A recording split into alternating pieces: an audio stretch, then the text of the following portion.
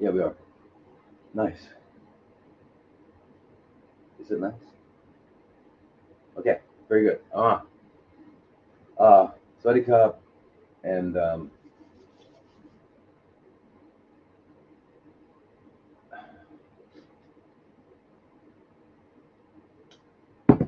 anyway, Sunday night. Welcome to Sunday Night Live in planet Earth. Um,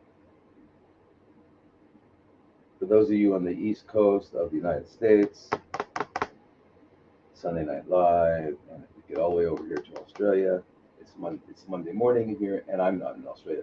I'm in a little bit north of Australia.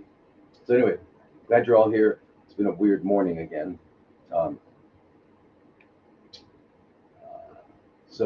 but I can't be on TikTok because after I was kicked off there, there's not enough followers. But anyway, for me to go on. Good morning, Nicole and Melody. Melody, good morning. Yay. Um, so what we're gonna do is I want to get out of all these platforms and just go over to uh, X.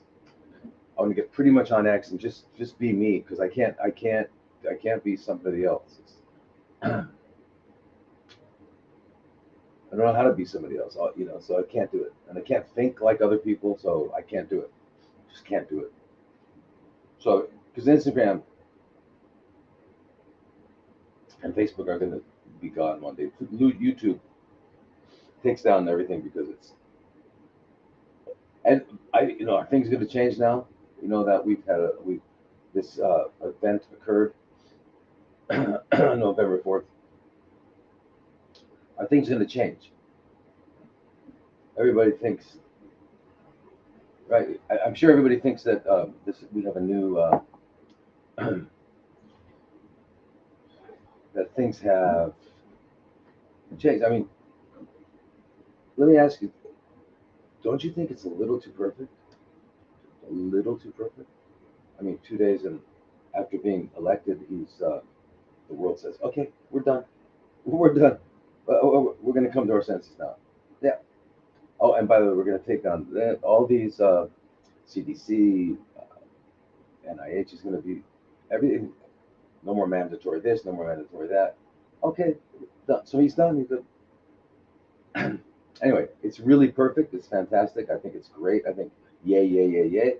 Did we win? Who knows? Did we have an election? Who knows? What happened? I don't know. No one really knows. But it happened. And believe me, here's one thing I do know. If it happened, and it did, whatever it was, um, it's what they wanted. So just remember that. It's always what they want. Otherwise, you're dead. So just keep that in mind. And when things are too perfect, because things aren't perfect, nothing's perfect, right? Except maybe a few moments in life, right? You have a perfect day or, things like that. So anyway, um, here we are.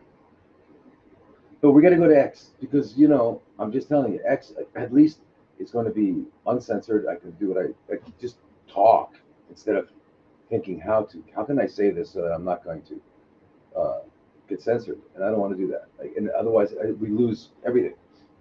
I mean, the reason anybody would want to listen to me is because of what I would say normally, not what I would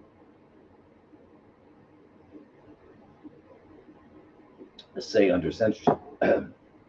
So, but anyway, so beware of just keep your eyes open because if it happened and it did, then it's allowed to be happening. Why? So what's going on, and why is it so perfect? I mean, RFK Jr. is going to do everything we want. So is and Trump's going to do everything we want. It's like there's nothing left out. It's like completely perfect. Everything is. If you could make a list of everything you wanted to have change, that you feel like the world's going in the right direction. It's happening all at once. They could have at least given it waited let him have a month or two in office to make it look like they did something, but it's just like, what? Anyway, it's not pessimism, it's just realism. And I'm just saying, I hope it's all real and it's going to last. Okay, so enough of that stuff. Anyway, so as you know, I'm not on TikTok anymore. And hey, I hope what do they, Trump fixes that, right? He's gonna make sure that these large platforms can no longer do that. That'd be great. It'd be fantastic. But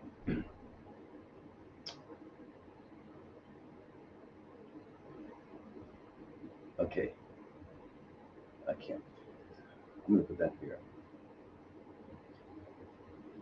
So we're gonna answer questions today. Actually, gonna answer some questions. Can you believe it?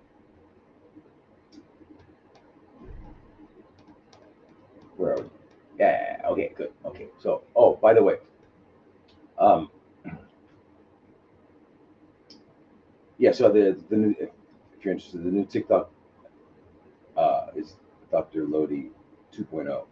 And I don't even know if I'm going to put any energy or waste any time with it because they're going to take me down. They took down we put up a benign post about something about Oasis, you know, and they said it did not meet community standards or something. So they're going to take down anything. So oh, by the way, there are two groups up using all my videos saying they're me on TikTok, and so we complain saying that, hey, that's not us, and blah, blah, blah. And the response we got from TikTok is, we investigated and it all seems fine. And they have the same videos posted that they took us down for. Can you imagine? It doesn't get any more bizarre. So clearly, TikTok's whatever the I just want. I'm just I got to get out of there.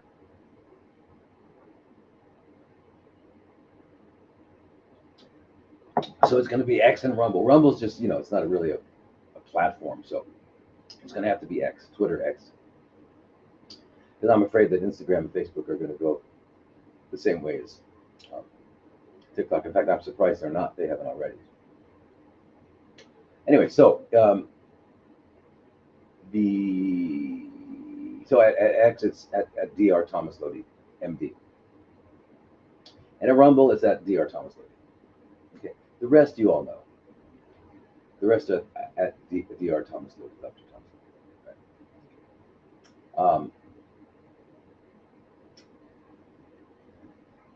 Anyway, we've got the four groups going, three groups going: the health and healing group, and this.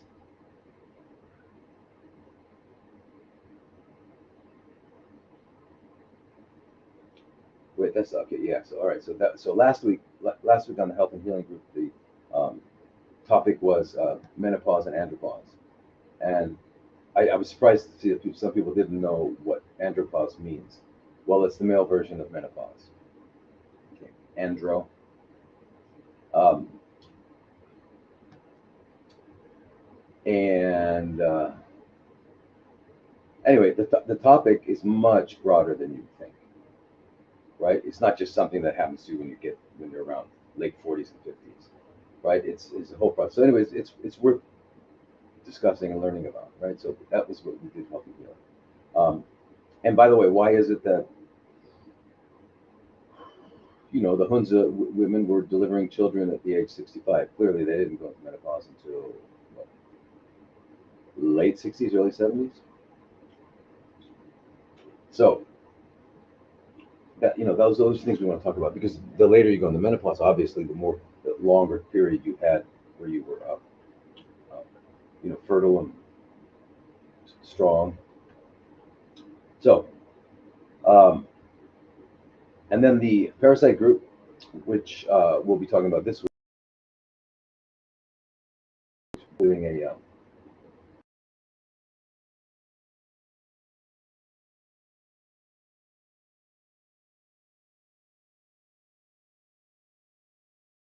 wait a minute. What is pain a normal symptom? No. What's the question? She says severe pain, especially in her back, but also the rest of her body. Is this a normal symptom? Would you recommend? Unfortunately, the pain has been so bad. She has stopped. I'm not. What? Undergoing heavy hair loss, sudden hair loss for no reason. What can I do to stop? Well, whatever's going. If it's, I don't know what you mean by sudden. You mean like Friday night started losing hair? So I can hear that you're frenetic and frantic, and you're going to pull your hair out, but um, you've got to give a more methodical answer. Why don't you join the group, one of the groups, so I can, because one of the things that we do in this groups is we deal with people's personal situations. As long as you're not, um, as long as you're okay with discussing in front of the other members, uh, we can do that. And right, so anyway, there's health and healing, there's the parasite group, and then there's the CFC group. Okay, and CFC, chronically fermenting cells, aka Sagittarius, Leo, Capricorn, Gemini, Leo, whatever it is. Okay, I hope you guys are getting that by innuendo. Okay, so I'm not going to say that word because I hate it. Um, and anyway, so this week on the Parasite Group, we're going to talk about it. I don't know if we're going to talk about this, if I'm going to focus on that, because we actually already did it. Can I use natural substances rather than pharmaceuticals? We did a whole, we discussed that with a different kind of topic, a different title, but basically the same thing. And we talked about. So I think we're going to do something else with parasites. But anyway, that'll be tomorrow, 24 hours from now. And then the CFC group, which will be Thursday, my Thursday, your Wednesday. Um, the topic, we have these topics that I kind of give like a 30-minute discussion on with PowerPoint so you can see. And then it's open to, you can either ask questions about that, and it's real time so we can answer questions, we can interact. It can be focused on what I just presented, or it can be on anything you want in that with regards to CFC. So um, that's the time to have these. Like, you want to send a question up, and for me to answer it now, that's that's the forum. Here I'm going to look at the questions that have been submitted already. But anyway, the so last week's CFC was why do CFCs keep coming back, and this week is going to be on what supplements are a must when you have CFCs, right? So that's all very often asked, right? Got all these. I got to take out. People come in with a bag full of stuff, and I mean, if you really took one of each of those, you'd be full. You couldn't eat food. Um, and so, what are the musts? And that's important. So we're going to talk about that. And that's it. So remember, these are going to be posted on all the social medias except for Kotkit. Kotkit is KitKat. KitKat is backwards. What? That's right. Tick tock, tick tock. All right. That may be part of why I'm so strange, because I always turned words around since I was young. I'd see them backwards and I'd say them backwards. Um, so let's get into our questions. And first one is by, the name is Long COVID. Whoa. Whoa.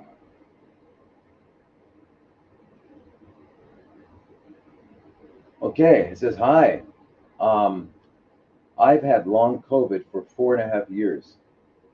Extreme fatigue, brain fog, anxiety, shortness of breath are the worst symptoms.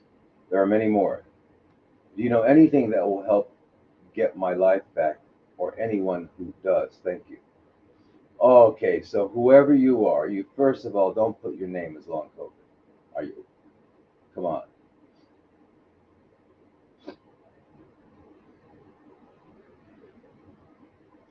that'd be like if I got sick and I vomited and I changed my name to Vomit. Come on, you're long COVID. That's what you are, who you are. You're going to buy that. Okay, now I'm happy to answer this question, and I know you're coming from a serious place because you are having these symptoms, and it's terrible. It's horrible. Excuse me. And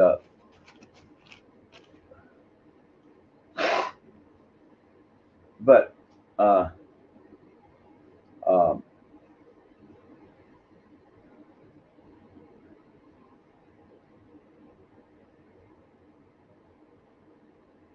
yeah. Anyway, don't put your real or pick a nickname, anything, but not that. Okay. First of all, look, before I'm going to get into that for sure. Okay. So your symptoms are extreme fatigue. So extreme fatigue means to me that you really can't do much, right? You can't get up and I mean there's no way you could get up and accomplish something, right? Like make your bed or that nothing like that, right? Because that's so that you're it's just like you're just sitting around, probably that fatigued. Now I've worked with people who were I had one lady who was she thought she had Lyme's, was it Lyme's or chronic fatigue, I think, I forget, but she was at the point where she'd have to put a cot of thing to sleep right at the edge of her kitchen. So she would make her food and then she would go to sleep because she didn't have the energy to eat it. And then when she'd wake up, she'd eat it.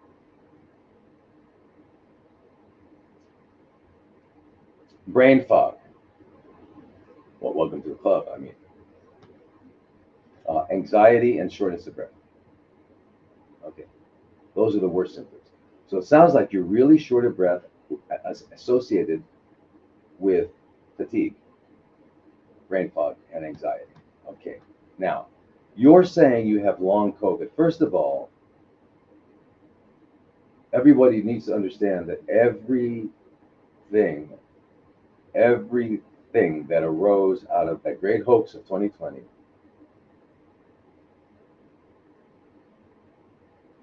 is a lie. Not 99.9% of it, but everything. Okay? For example, and I won't do that now because somebody will shut me down, but that's why we got to get the X. I can be on X and I can just talk, okay? But I can't talk because I've got the invisible, um, what's it? Somebody put a pair of socks in my mouth. So anyway, how do you know you have long COVID? How do you know that? Well, you know that there's no test for that, right? Now, what what there,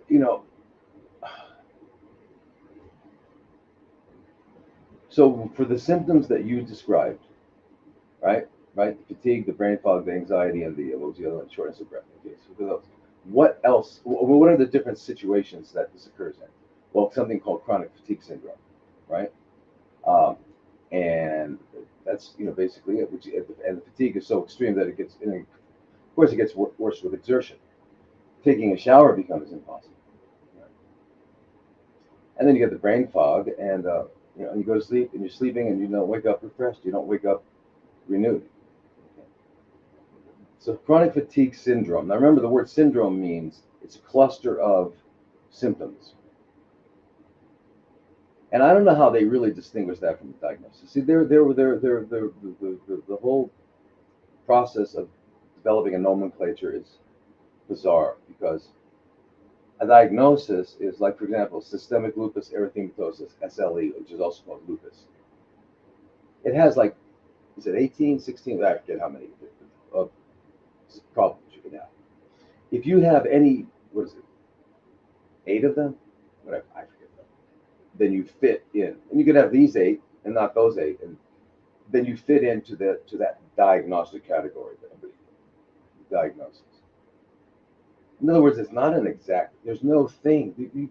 Please, this is a beautiful time to bring up and to reiterate, to remind us all that there are no diseases out there. There are no diseases. They don't exist separate from us. They're not there and going to get us, and we have to get rid of them. That doesn't happen. That doesn't exist. It's a fairy tale. It's a myth, and it came from the germ theory. The germ theory says they're out there and they're going to get us. It's a Western. It's us against them. You know, I'm going to hightail it over that. There are none.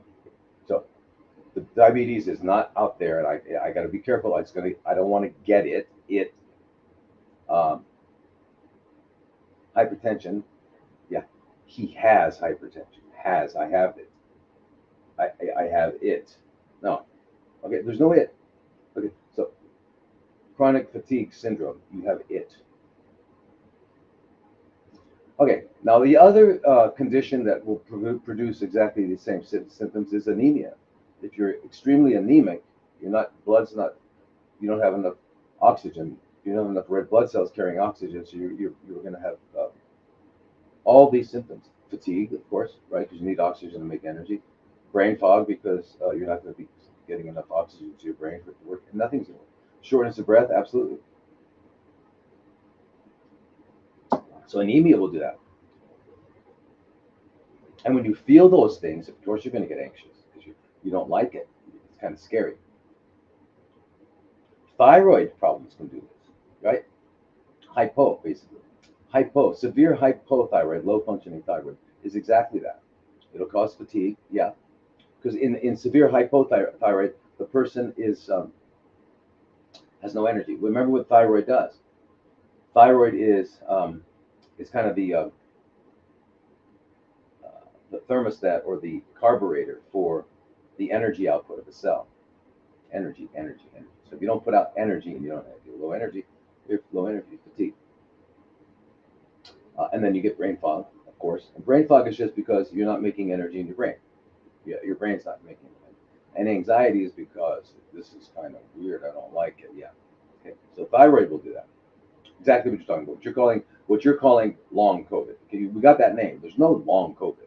Was there short COVID, long COVID? Is there there? Can I say that without getting my head chopped off? I don't know. Anyway, there was none of that. There's no. Uh, Guess what else does it? Vitamin deficiencies. Vitamin D will do that. B12 deficiency.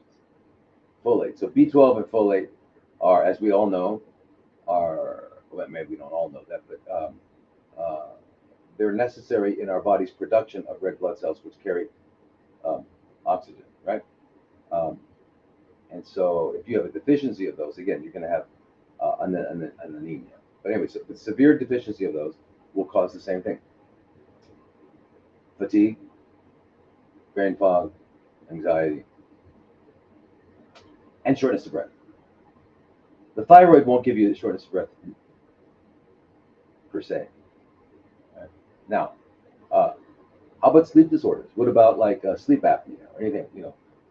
When we test people for sleep apnea, they wear this watch. They go to sleep, and then in the morning, we can read it, and it'll show us how often and how long were you not breathing. And it's surprising how many people have these periods. We used to think of it as obstructive sleep apnea. So somebody that was obese, basically the soft tissues in their throat would obstruct their airway. But now it's happening with non-obese people. We see that a lot. So it's not obstructive sleep apnea; it's just sleep apnea. Apnea. Remember the word. Remember the prefix or an means no. It negates something. So anemia. Emia is blood. An means no blood. It's not that there's no blood. There's less blood. But anemia, right?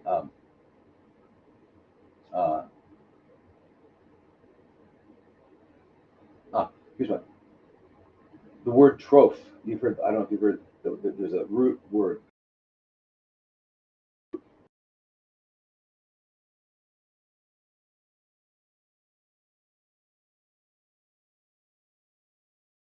A means it negates it. All right. So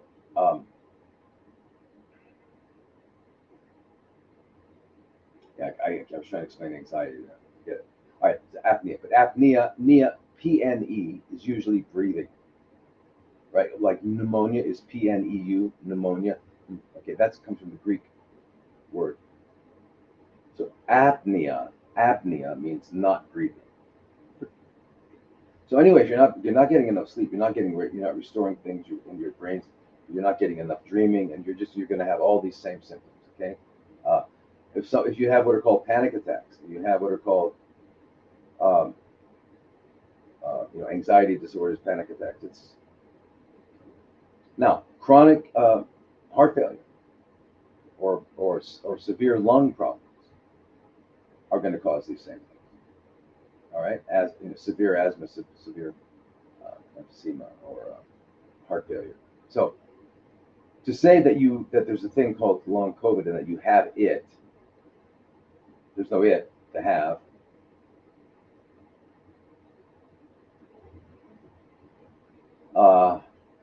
You got to get out. That's number one. You've got to get away from that. Don't fall into their thing. Now, someone who's depressed, the severe depression, is going to have those same things. Not the shortness of breath, could be, but normally they're going to have the brain fog and fatigue. And then all of the autoimmune, which also don't exist. None of this exists.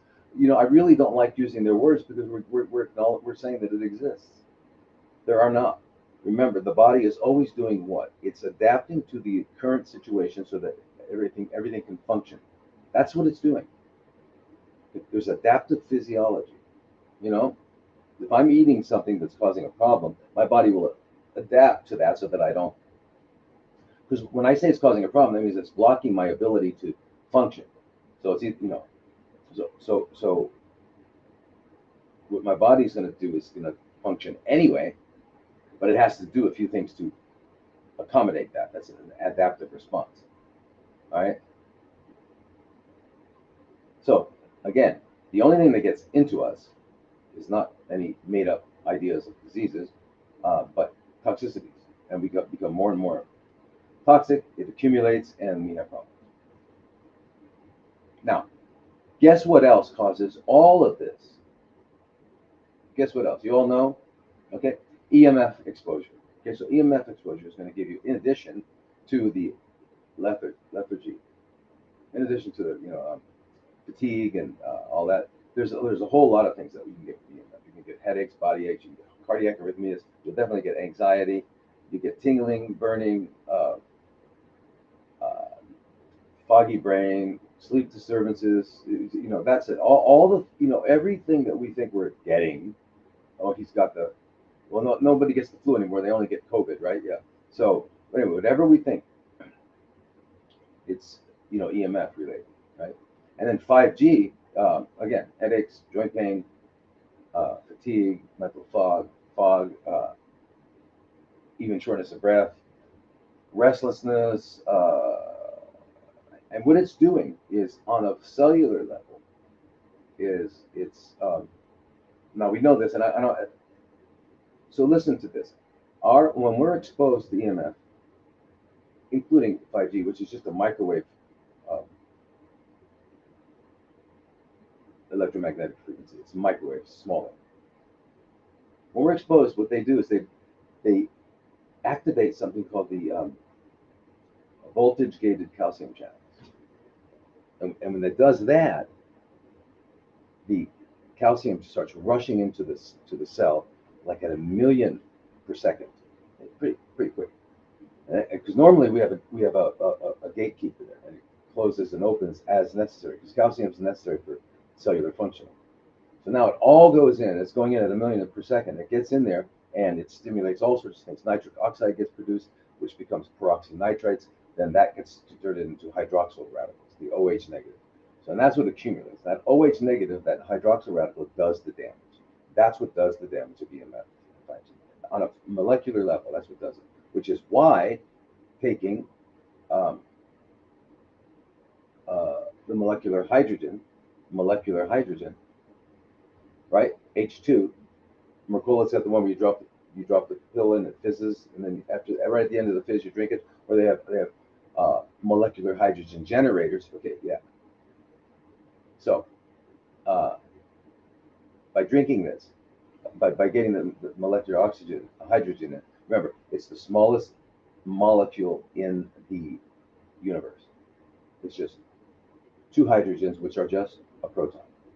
So it's two protons, and each one has their own electron. So it comes together, and you got two of them, so it's what, H2. It's more stable that way than with just H by itself. Okay. Anyway, it doesn't need a carrier. It doesn't need a receptor. It just goes into all cells. And once it gets in there and it sees an OH negative, what does it do? It combines and turns it into H2O, which is water.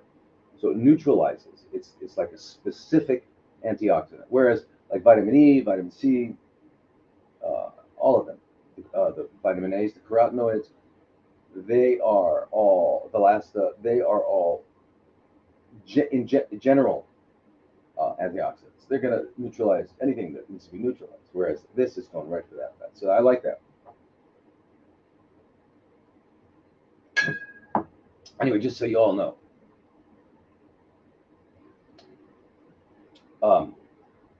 about that. So don't forget about that, how important that is. All right.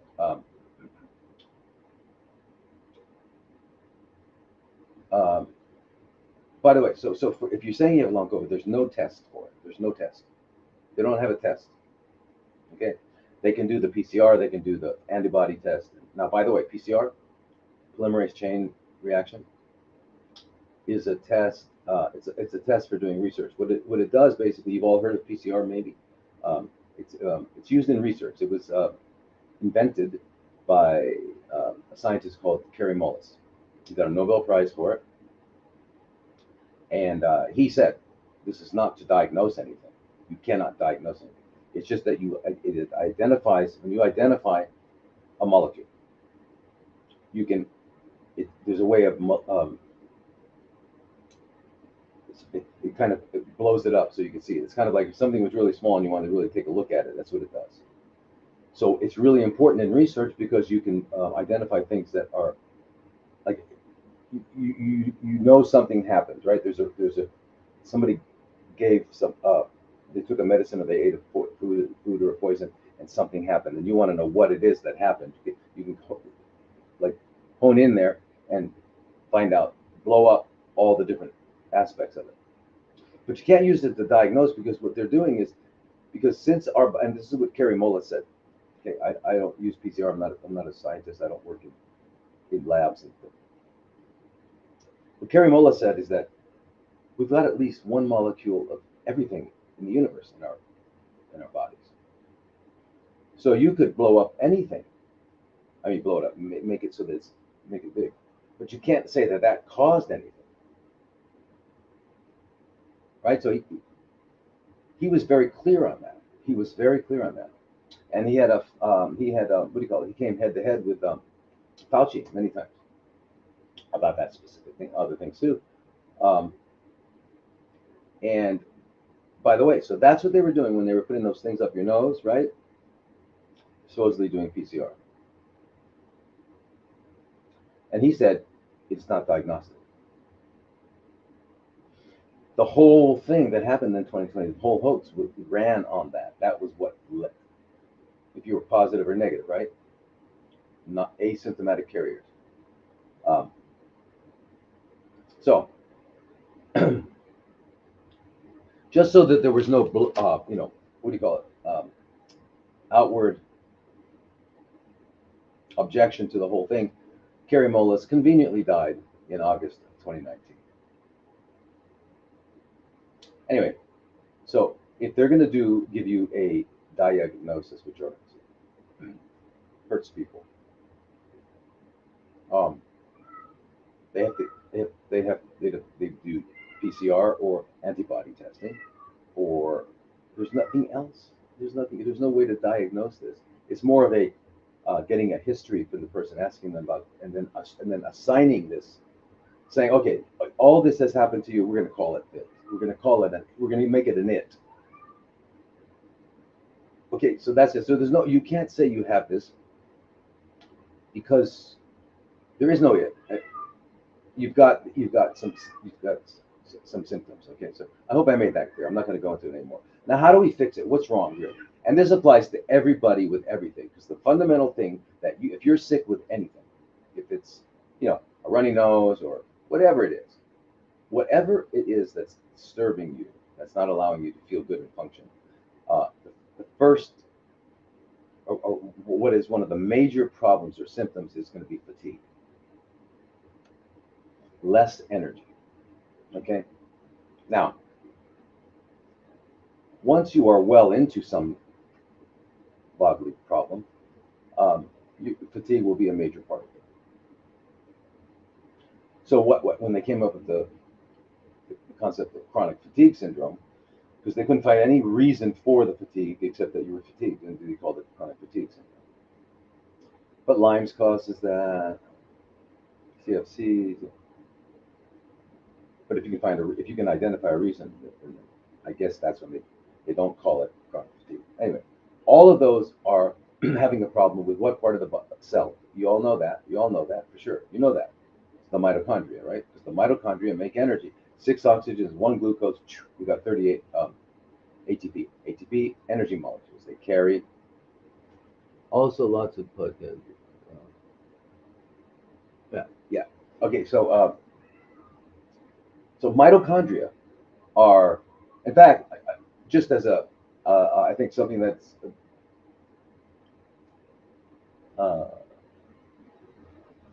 what's interesting for me, well, it should be interesting for you, and that is in comparative biology, when they wanted to understand longevity, so they looked at animals that lived long. They call them longevous animals. They got to put a term on everything. Long-lived animals.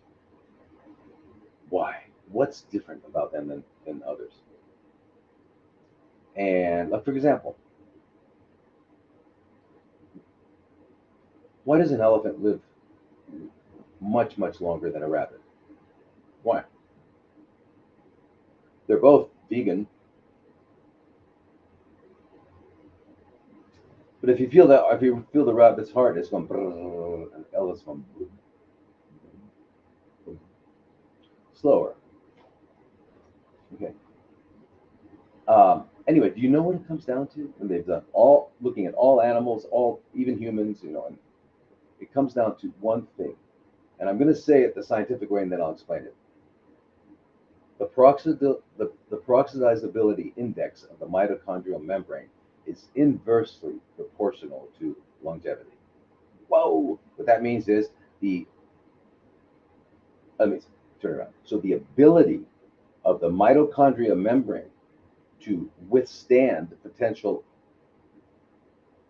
damaging effects of the environment around it, the ability of that membrane to withstand it correlates with how long you live.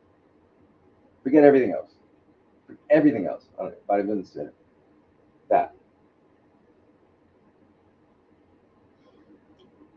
And it's those that get disturbed when we get CFCs. And it's those that are a problem when we have chronic fatigue. And you name it, it's central. Why? Because it's how we produce energy. Anyway, so therefore, with CFCs, regardless of where you have your chronic fermenting cells, and those of you who don't remember, this is the word that they use. This is the real descriptive term of the word that they use, that they call cancer. Cancer. I'm only going to say that now. Okay, cancer. Cancer is not. What they call cancer is a group of chronically fermenting cells. Okay, I'm not going to say it again because it hurts. It hurts you to hear it. You don't want to hear it.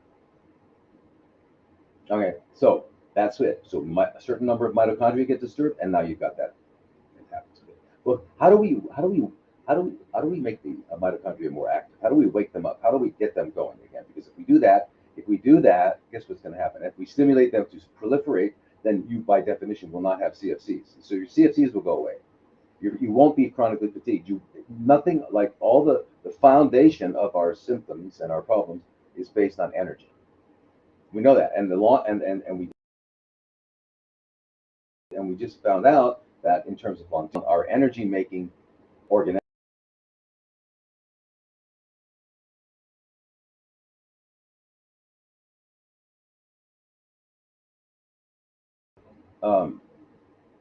Of course, there's different botanicals. Ginseng. There are lots of different botanicals that can affect mitochondria, but nothing as powerful as its own endogenous, from within, peptides that it produces. Okay, so now, for example, when a cell is being stressed, for one, it's being poisoned, it's losing, the blood supply has been cut off, whatever's causing it, poison or blood supply is cut off, or a nutrient is not existent, or anything that is being stressed, the mitochondria produces its own peptide, which leaves the mitochondria and goes to the nucleus and tells the nucleus to start producing antioxidant enzymes to protect the cells, to protect itself. So it turns on the antioxidant program that protect the mitochondria. So, and that also stimulates the mitochondria to double and to start growing and proliferating. It's called mitochondrial biogenesis. Okay, that's what happens. So there are a couple of really cool peptides which you can get, and then you can give yourself small injections and on a daily basis, and wake up those mitochondria. Should you do it if you have CFCs? Absolutely. Should you do it if you don't have CFCs? If you're just tired, yeah. How about if you're just anyway? Everyone should do it because our mitochondria get damaged every day, and they're replaced. Anyway, one is called MOTS-C, MOTS-C. Okay, and that usually that is released by our cells normally, and within the cell when we exercise or run. And it stimulates what they're called antioxidant response elements, ARE, which is a group of genes, etc. Another one is called SS31. And SS31, what's cool about that one is that actually also goes to it not only helps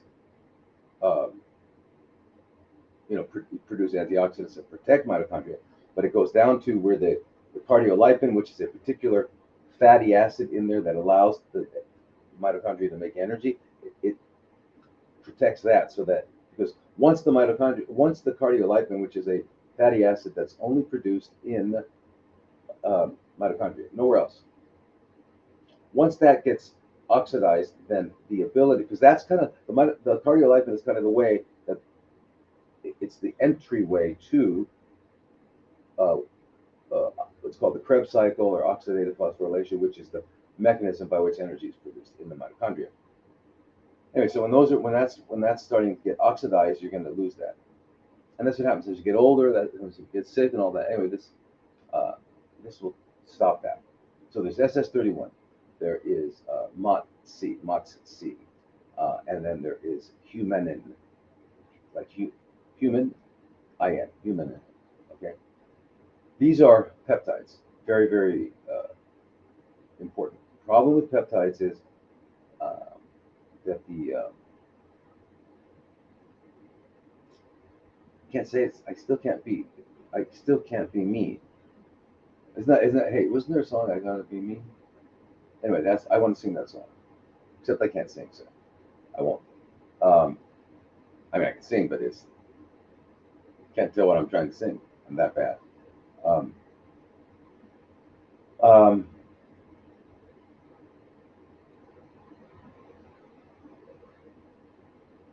yeah.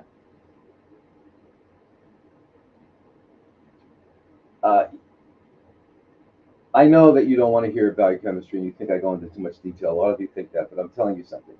If you were just wanting certain questions to be answered, the reason you have these questions is because there's a lack of knowledge.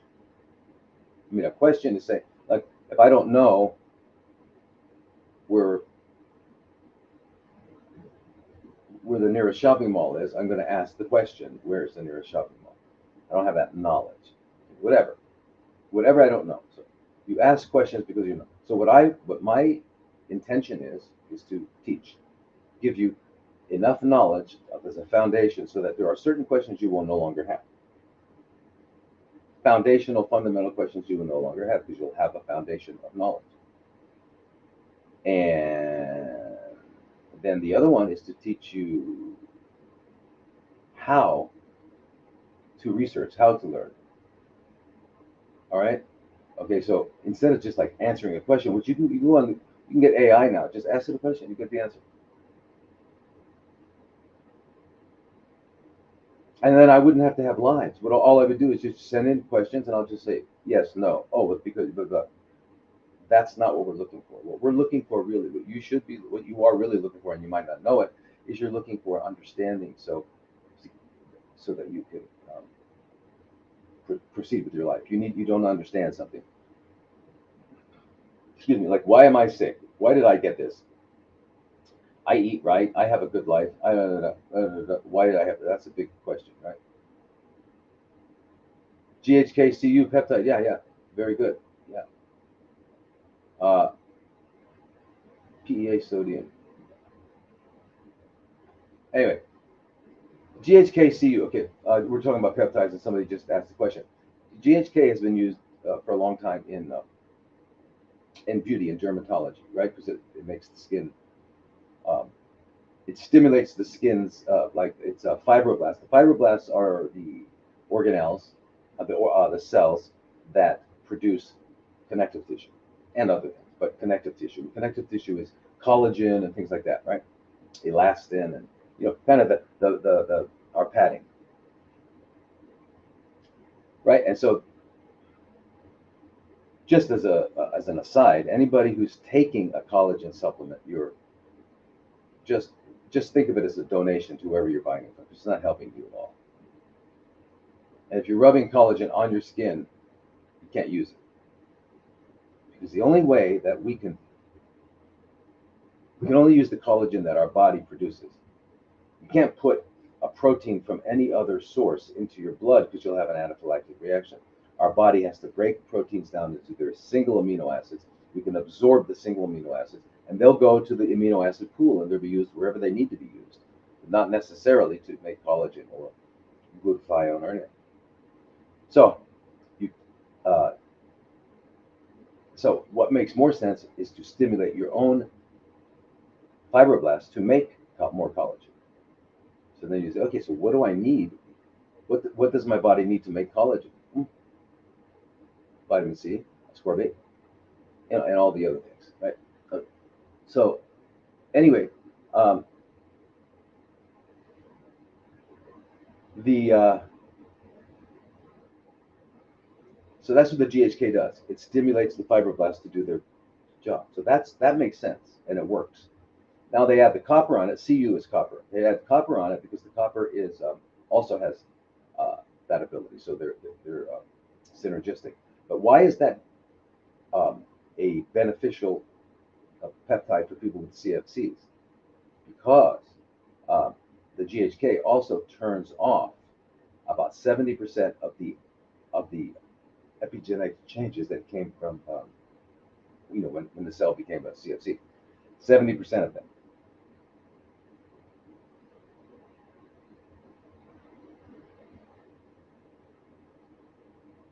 Um, all right. So I think so. What I would do is so first of all, whenever you're sick with anything, you're not well, rest, drink tons of fluid, water, um, juices, fresh. If you can, if best of all possible worlds, you're going to drink fresh juices as well.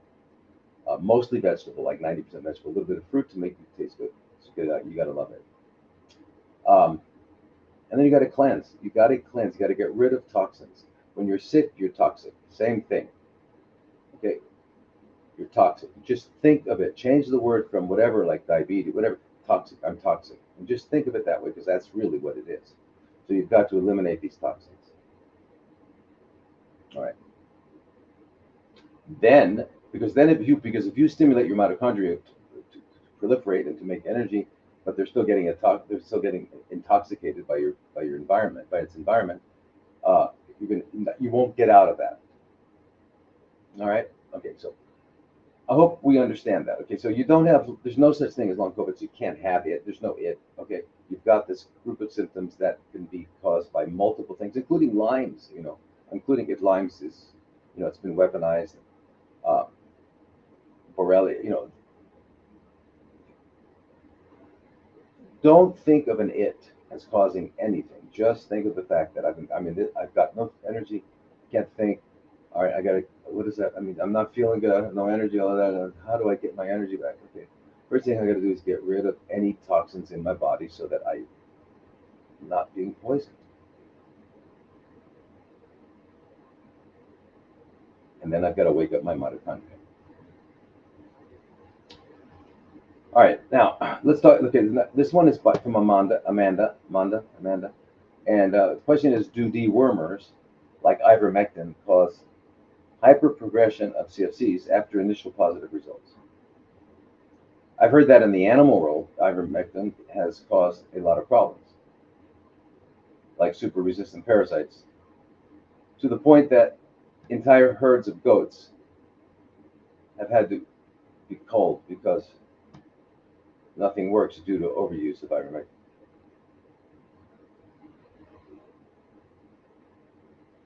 And they weren't using it daily, more like a few times a year. Have you heard this? Do dewormers also kill bacteria, including good bacteria? Okay, Amanda, you bring up very good points because, I'm sure other people have similar questions. All right.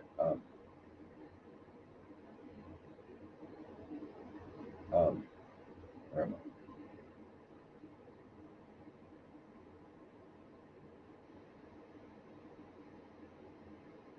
Yeah. Okay. So now, first of all,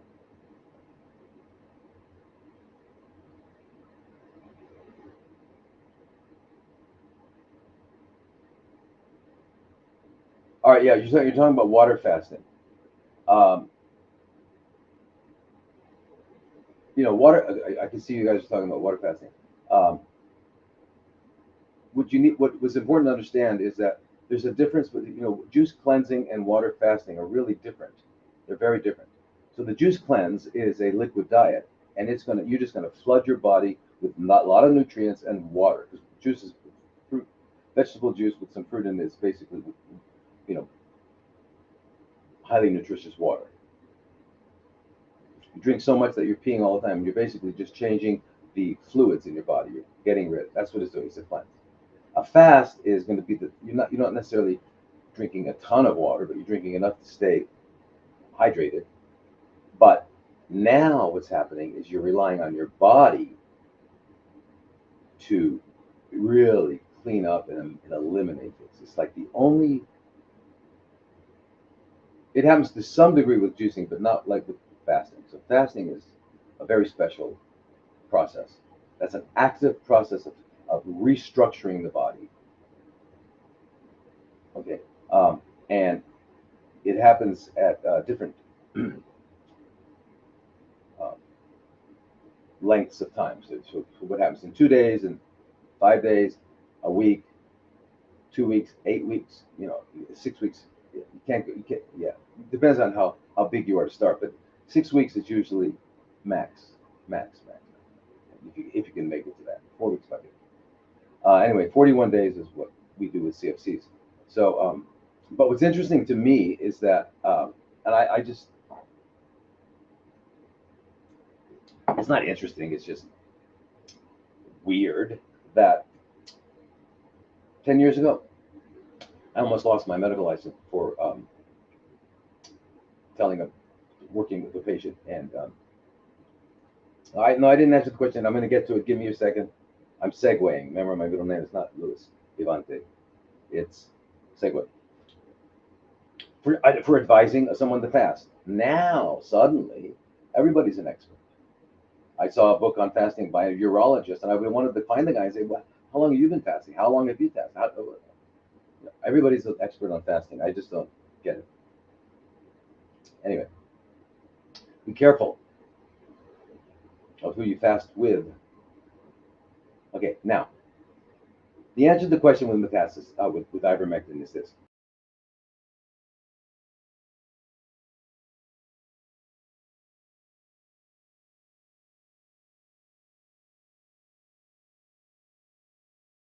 Prosequant, all these ones, yes, they are classified by the conventional world as anti-helminthics, which means anti against helminth, which is the worm. So, the worm. But that's not all they do, and that's not and that. So we're not going to do that. We're not going to fall into their monocular view. Okay, these are um, um, they have multiple effects, right? Just ask Joe Tippins. So now we all have parasites. Okay, those cattle that you were talking about had parasites. And what we've talked about from the beginning, and you all know this, is that we never do just one. You cannot do just one of the antihelmintics. You've got to do multiple, and the reason you have to do multiple because they're slightly different in the things they do, and so you need to be going about this from multiple sides. If you do any one thing to the cell, to a cell, to the body, right? If you do that, the body will become used to that and accommodate. For example, if you're giving uh, um, testosterone injections to somebody, at first they're going to have a higher testosterone and all the all the physiological responses from it. Within a month or 2 or 3, they won't, because their body will down regulate the receptors, and so they won't have the same effect. The body does that. It's adapting because it doesn't want to be out of balance. So therefore, if you're doing any one thing, body's going to make sure that it's going to act as if that's not there. So yeah, you'll become resistant, sort of. So you never do monotherapy. You do multiple. So what's happened is, yeah, and it is true. You're right. So there is there's no evidence that it's causing CFCs to progress even in animals. Okay, in fact, the studies are the opposite. The studies with animals show the opposite. Okay, um, they show the opposite with animals. It's used in animals. It's used for different kinds of CFCs in animals. Okay, that's not that part of what you asked. It's a no. However, the other part is, does it cause resistance to parasites? And yes, it does. Why? Because they've been using it for a long time. And why? So, and then when they say why, because it was a monotherapy, right? And what it does when you do a monotherapy, what happens is those organisms which aren't relying on the mechanisms that are shut down by the ivermectin are the ones that are left, because the ones that rely on are gone. And so now the only ones left are the ones that don't really need that particular mechanism that ivermectin. Okay, so that's what you call it, producing resistance. But that's why if you're only doing ivermectin, you're going to do that. But if you're doing that and this and this and that, then there's no way it can. Um, there's no organism that's not using at least one of all these mechanisms. That's why you do multiple different um, antihelminths. Okay, so and the other reason that it happens is suboptimal dosing. What does that mean? Sub, below, optimal, enough. I mean, perfect. So it's not enough dosage. And this is happening with everything. When I have somebody come in, they'll bring in a bag of supplements, and they're saying, "I'm taking this doesn't work." Well, and I look at them all, and they're great. I mean, I don't know the manufacturer if what we think is in there. So anyway, that's a whole other topic. But let's assume that everything that it says it has it, it has it. Let's say that. Let's assume that they all look great. Now, how much do I need? How much should I be taking? We don't even consider those things. So if I'm not taking enough to achieve the goal I want, because what is my goal? Uh, what is my goal with vitamin C? What is my goal with vitamin A? I gotta know where I'm going with it. If we don't do that with anything, okay, we have to do that. We have to know what we're attempting to accomplish by taking this. Okay, we have to know, and we have to know how to measure whether or not we're taking enough, we're getting enough. But that's the way to deal with it. So, and especially when it comes to parasites, if you are not giving enough, or it's not frequent enough, Why would you? Because the frequency of taking something is to maintain blood levels. Because if I take it on Monday and I don't take it again until Thursday, my blood level is going to go down, and when the blood level goes down, it's going to allow it's going to stop working. So you want to take it at the right frequency that we keep our blood level up so that we can continue to have its effect. So we need to know the dosage and the frequency. So what you mentioned here in your question is uh, they weren't even doing it all the time. They were doing it just a couple times a year or a few times a year. Well, clearly, what that's doing is it's disturbing them. It doesn't get rid of them. It's disturbing them. And if they get disturbed, what do? They migrate. They say, well, let's get out of here, and they go to another organ. All right. So what they did, the people that have had those problems with the cattle, right? And so we know that, right? We know that there's a particular worm in cattle, um, and that have developed a high resistance to ivermectin. Yeah, because they were doing it, like you said, a couple times a year, 3 times a year, and it's not enough. So the only worms that were left were ones that didn't need ivermectin, whatever ivermectin was doing. So if you want to produce resistance, that's how you do it. Okay. Now it's happening in other conditions. So I've talked about onchocerciasis often, which is called river blindness. Okay, so river blindness, about 250 million people worldwide, and they've been taking ivermectin 10 to 15 years. Well, it's starting to not work on some of them. There's no data yet completely, but we're seeing it's starting to not work. Well, okay, yeah, of course. If you do any one thing long enough, it will not work. You've got to do multiple things, and you've got to, not only interventional therapeutic uh, endeavors, but you also got to change the milieu. You got to be cleansing and doing all that sort of thing. Yeah. So okay. Now the other part too. So you've got to be. So you can't just be doing one thing. Um,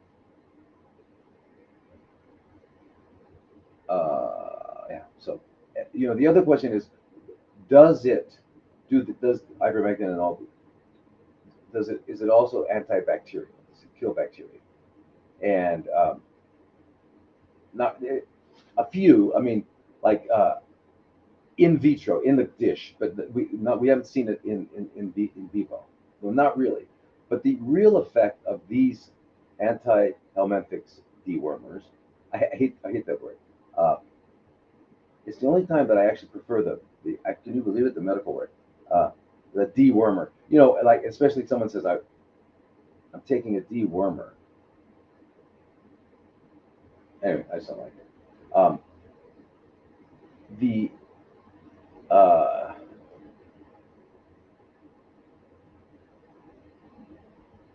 I completely lost that one. See, anyway, doesn't matter.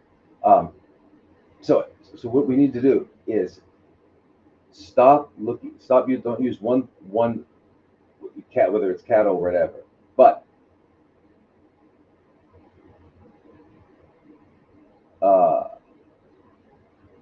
they don't even do that. For example, when you go to get chemo, they don't give you one drug. They usually give you multiple drugs for the same reason. You've got to have multiple. You've got to be going after something from multiple different angles. So no, it doesn't kill bacteria that we, that in a significant way. Does it disturb our dysbiosis? Well, here's the thing: the parasites disturb our biome.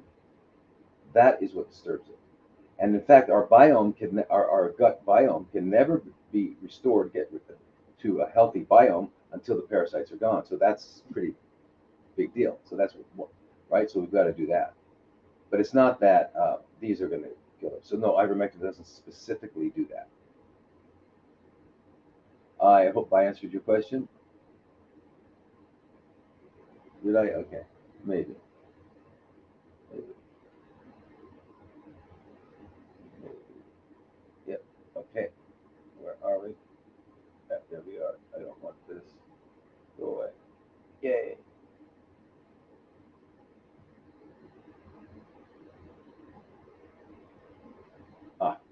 Anyway, so what's the next question?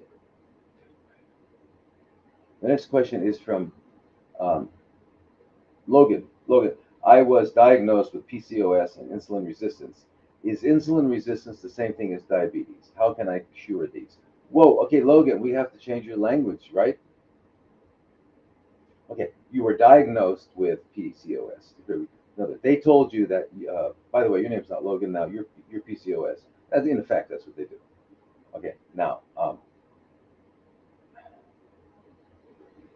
and insulin resistance. Okay, okay. So are they related? Okay? By the way, for those that you don't know, is PCOS is polycystic ovarian syndrome. So it is a cluster of uh, um, uh, changes in the cells where the ovaries will get little cysts on them, polycystic ovarian syndrome. And then it's also the ovaries are producing a lot of, or at least there's a lot of in the body, androgens, male masculinizing hormone. Okay, so that's kind of the fundamental definition of it. However, what goes along with it is like up to 70% of the people with that also have insulin resistance. And a lot of them can get what's called metabolic syndrome X. Metabolic syndrome X is insulin resistance, central uh, obesity, um, high blood pressure. They're calling it metabolic syndrome X. But I would like you all to understand that what they're talking about this as if they're separate. There's insulin resistance, there's PCOS, and then there's metabolic syndrome. No, it's just all the same thing. Fundamental to them all are some basic things. Number one, all of these conditions, if we're talking about arthritis, whatever it is, all of these conditions have a chronic inflammatory process going on. Chronic inflammation, all of it.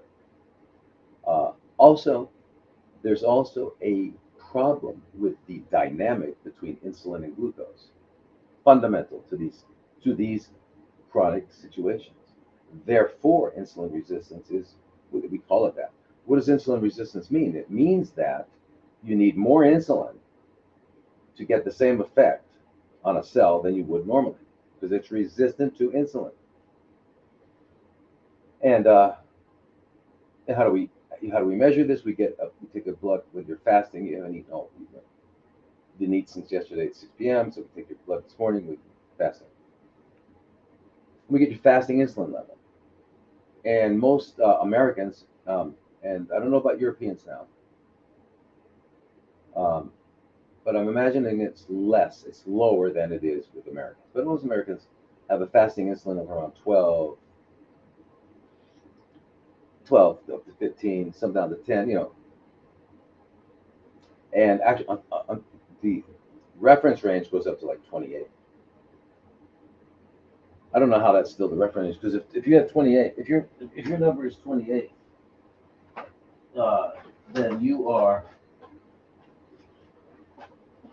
extremely insulin resistant. I don't know how that can be considered in the normal range, but it is. Anyway, where do you want to be? You want to be at around 3. Because if you're at around 3, that means that your cells don't require a lot of insulin to get the effect of insulin. All right? And that's really an important thing to do, especially if you have CFCs, because remember, the CFCs are highly sensitive, not resistant, sensitive. In other words, a little bit of insulin, they're going to grab it. And what's that going to do? It's going to allow them to eat and to grow. All right, so if they are insulin sensitive and you are insulin resistant, then they're eating all the time and you're getting seconds or thirds, all that. So you want to get you want to be as sensitive. You want your cells, your health. Okay, it's just right. It just makes sense. Mm-hmm.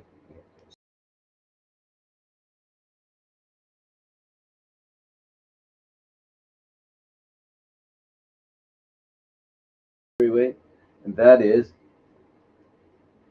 putting at least 18 hours between your last meal of today and your first meal tomorrow. You do that, and there will be all that period of time where you're not eating. Therefore, your body is getting used to not having to process food and glucose, but to maintain enough glucose when you're not absorbing. And so and what's going to happen is, since it's only dealing with that, the amount of insulin is going to come down, down, down. You're going to become more and more fine-tuned, insulin sensitive. And if you can get your insulin, if you can get your fasting insulin, most doctors don't test this. I haven't met anyone who does. They test the hemoglobin A1C, they test the fasting glucose, like good little robots, but they don't test the fasting insulin. Anyway, when you get it down to around 3, now your healthy cells, normal cells, I wouldn't say they're exactly healthy, but the normal cells are now just as sensitive as these CFCs. So that means the CFCs aren't going to get preference. And you're thinking, yeah, but they're still eating.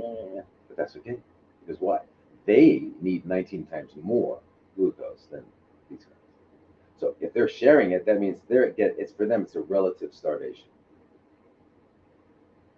So that's what you want to do. Now I just clean these so I can see. Wow. Okay. So, so insulin resistance. Yeah, it goes along with PCOS. Now, it's not that it goes along and there's no it that goes with it. Okay, so PCOS, part of it is insulin. Because when you're ill, remember there are 2 fundamental things that are going on, like that are like the soil of illness, and that is chronic inflammation and the insulin glucose dynamic is disturbed. Sometimes you notice it, and sometimes you don't. If you notice it, you say, "Oh, it's associated with this other thing," and there's nothing. Okay, so yes. Okay. Now,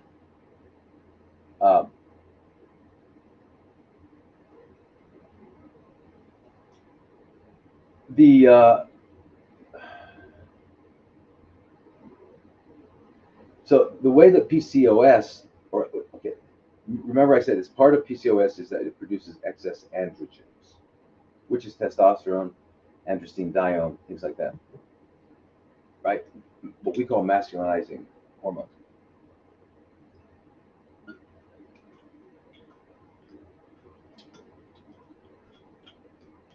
Uh, so what those do is they actually block insulin signaling, so they can make the insulin resistance even they can make it even worse because they're going to block the signaling and make it worse. That the androgens will do that.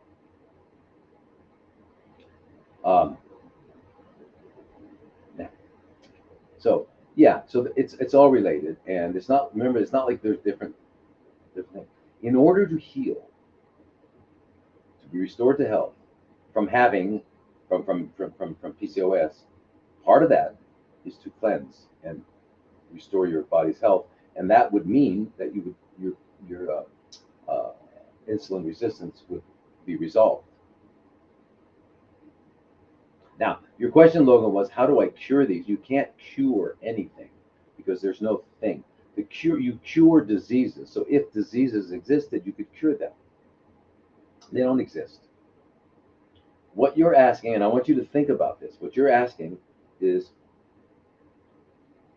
let's break it down. Fundamentally, you're saying, I'm not well, and I want to get well. How can I get well? How can I be healthy? That's really what you're asking. But they've got you thinking that you have this one. I want to get rid of this one thing. You don't want to get rid of anything. You want to be restored to health. Remember, everyone, you're not here to get rid of anything because anything that you think is a thing that is causing a problem is there because of a fundamental toxicity. And once that toxicity is gone, just think about it. Once the toxicity is gone, the body can do what? It can just function. It doesn't have to defend itself against toxins. And what does it do? How was it designed to function? Optimally. And what is optimal functioning? Health. It's just, so it's language. Okay, so you don't want to get rid of or cure. You don't want to cure Can you imagine they've got us chasing after getting rid of a thing that doesn't exist? Doesn't that sound like 2020? Uh, there's an enemy out there. You better wear some masks and stay in your house. There's you can't see the enemy, but it's there. Believe me, it's uh, we've seen we've seen them. Mm. You stay down, folks. You stay in your house. We're going to take care of them. Okay, so everybody was, oh my gosh.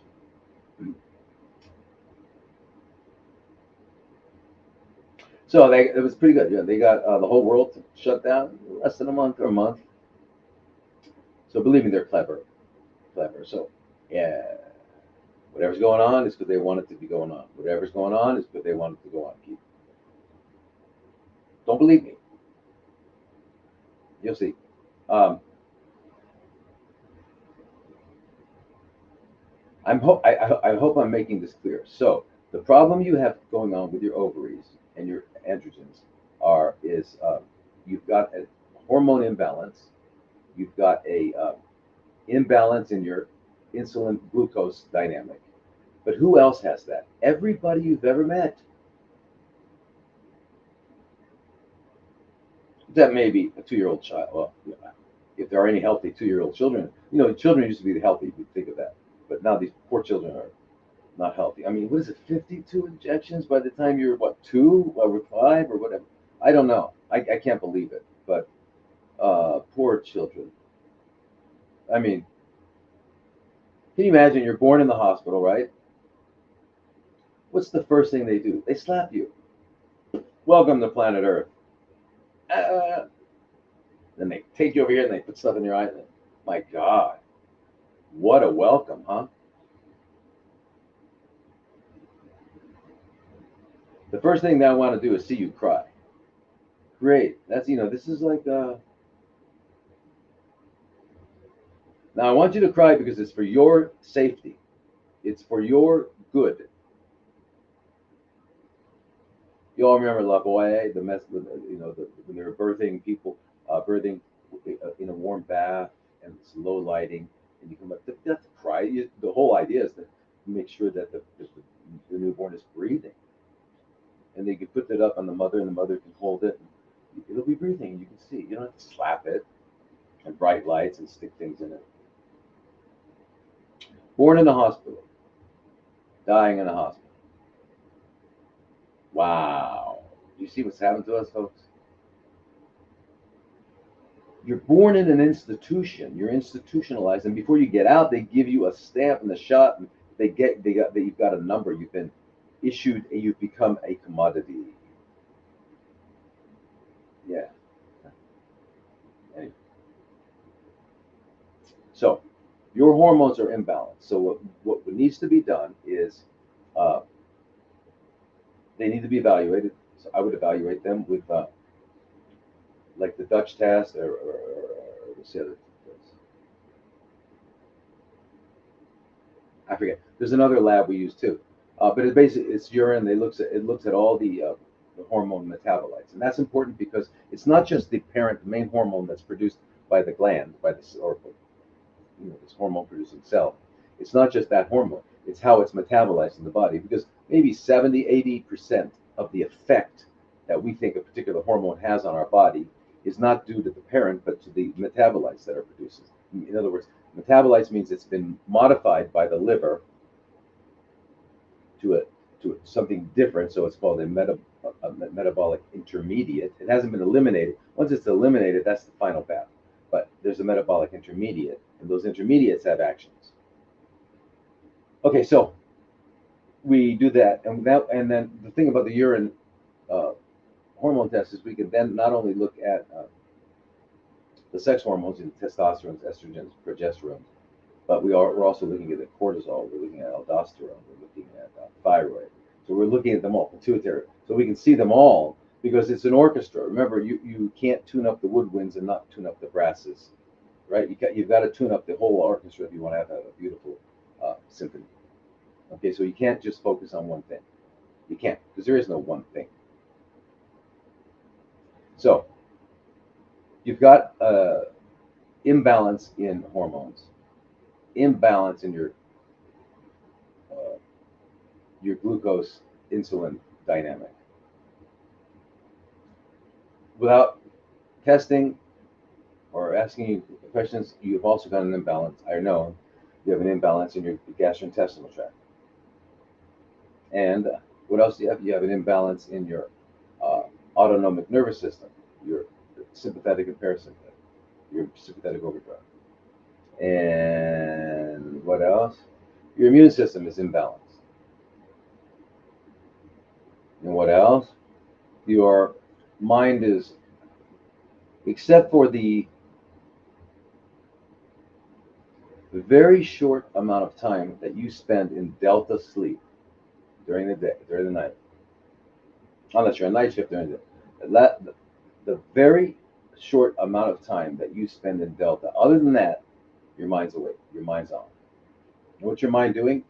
It's something we call thinking. And thinking is the thing that happens. It's not like you do it. Let me think about that. Do you know what that means? When you say that, I'm gonna go think about that. We don't know what we're talking about. But think about it. Think. What are you doing? I'm thinking. It's not a thing that you do. It's a thing that happens. What you should be saying, I want to go watch my thoughts. I'm gonna keep track of what's being turned on. All right. So anyway, you got to learn to turn it off. So if all we can do, all we can ever do, remember, we don't know how to do anything else. We can't do anything else for people and for ourselves, and that is to bring into balance these systems, the gastrointestinal system. All right, it's got to heal, and you've got to restore the gut, the proper gut biome. You've got to restore the immune system back into balance. Because if we were to do a lymphocyte subset, we would see that you're in disarray. You've got to restore balance in the hormones, and then the autonomic nervous system. You got to get your parasympathetic. That is the part of your autonomic. Think of autonomic as automatic. So there's a voluntary nervous system, right, where I'm going to lift my hand. I lift my hand, but the nerves that are controlling my blood vessels to dilate, my uh, glands to secrete, my heart to slow down. All of those, uh, that nervous innervation that is controlling um, the functioning of my organs and stuff is all what they call autonomic. It's broken down into two basic fundamentals. There's the on and there's the what I really mean by that is that what on the sympathetic you're switched over to muscles have a lot of blood and they're ready to go. Your eyes are dilated and you're ready to fight or get out of there, run. And then all the other stuff is turned off. But on the parasympathetic side, that was sympathetic. On the sympathetic, the blood is going to your organs, to your gastrointestinal, so that you're digesting and all that stuff. So it's a healing, living. It's part of being alive. Whereas the other one is emergency. You got to get out of here, right? That's the emergency, the sympathetic and the parasympathetic. So we're all on sympathetic out of balance with sympathetic overdrive. What does that do? That stimulates cortisol. What does cortisol do? Increases blood sugar, blah blah blah, et cetera, et cetera, et cetera. So it's all a very it's a way to it's like turns on all of the different aspects in our body that deal with emergencies. It turns them on all the time. What happens? They get exhausted, and then they don't even work for what they need to be working. So you get adrenal fatigue. You get all these things from. So what we have to learn to do is how do we augment and stimulate the parasympathetic system. So we're going to bring all of these into balance. So you need a doctor who's going to work with you, Logan, instead of to restore balance and restore your health. And I could be saying, not Logan, I could be saying any one of your names with regard and with every situation you think you have, it's all the same. We need to get rid of the toxins.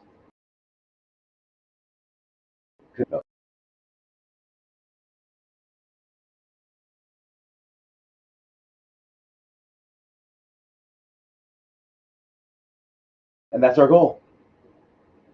And we're going to find out that if we go after that goal, if that's our goal, then all the problems, whatever we think they were. I have arthritis and I have Crohn's, and I have diabetes, and I have cataract, and I have. Those are just different fruit on the same tree. Okay, I guess I'm.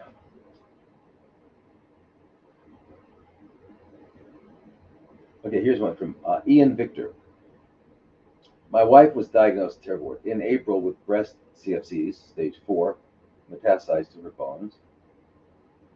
She had thyroid CFCs in 1995 and breast CFCs in 2010. She is now on a strict keto diet, including lemon water in the morning, green juice a day, we mean one, and a good number of supplements. She is now on letrozole and ribociclib. I am worried the medicines are hampering her recovery. She was doing great before starting the meds. Now her RBCs and WBCs are low. So I'm afraid that if the meds are weakening her immune system, the CFCs will proliferate. What can we do?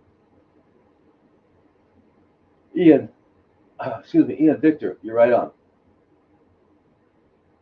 They are.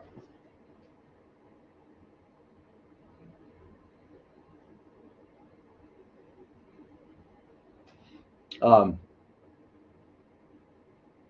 okay, so I want you to. Okay, so you said she had thyroid CFCs in 1995. I guess she was treated for that, and they no longer has it. She developed breast CFCs in 2010, which has now progressed to stage 4. So she's had that long time. Anyway, I'd like you to know something. I hope you have gone to a biological dentist. I have a feeling you haven't, because why? Well, the breast and the thyroid are on the same meridian, the dental meridian. Okay, thyroid, breast, stomach, and then on the if it's the right side, it's pancreas. Is on the left side, it's spleen. But those are the organs that are on that same meridian.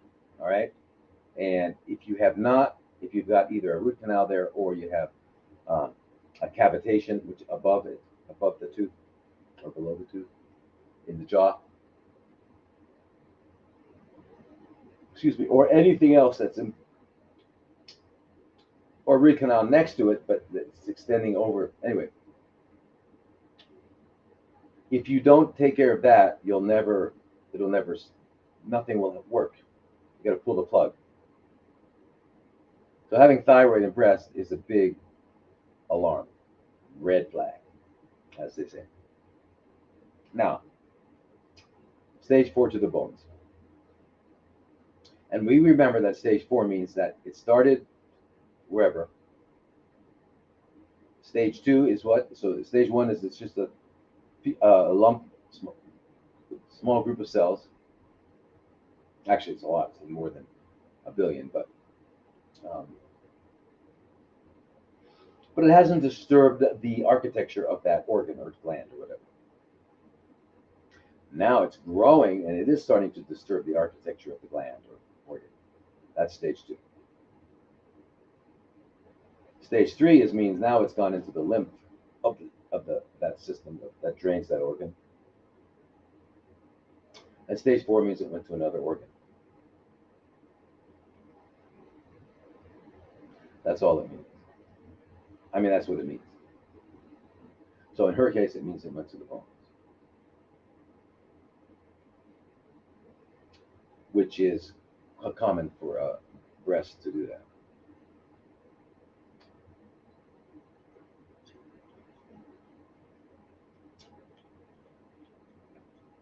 She's on a keto diet. I mean, I think you mean ketogenic diet. She's on a diet that's promoting, stimulating ketones. Ketones are what? They're breakdown products of fatty acids. When fatty acids break down, they break down into ketones. There are 3 ketones. Ketone bodies, they call them. They can be utilized to produce energy. So that, and when do the fatty acids get broken down into ketone bodies? When there's not enough glucose, because glucose is the primary fuel source of the body. So when the glucose goes low, it starts to utilize ketones. Except The body needs to maintain a basal glucose level because why? Because glucose is not only fuel, it also serves as the carbon backbone for a lot of the uh, molecules that our body produces, like fatty acids, cholesterol, proteins, different things that we make, amino acids. So glucose does not only serve as a potential source of energy, but also as a potential source of uh, parts, structure. You can't live without. You can't get it out. You can't. If you successfully got all the glucose out of your body, you'd be dead. Your body won't allow that because it's going to turn muscle into glucose.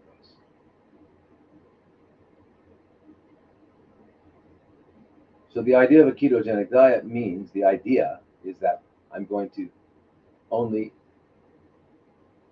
eat things that will result in fat production, or the fatty acids being broken down into ketone bodies, so that I will be in a state of ketosis. Now, most people think that the ketogenic diet is just eating like the Atkins diet, eating a lot of flesh, uh, fat, flesh, just not eating carbs. That's not a ketogenic diet because if more than 10% of the caloric intake of the amount of you're taking in eating is protein, it will that protein, which will break down into amino acids, will go through the liver and be turned into glucose, called gluconeogenesis.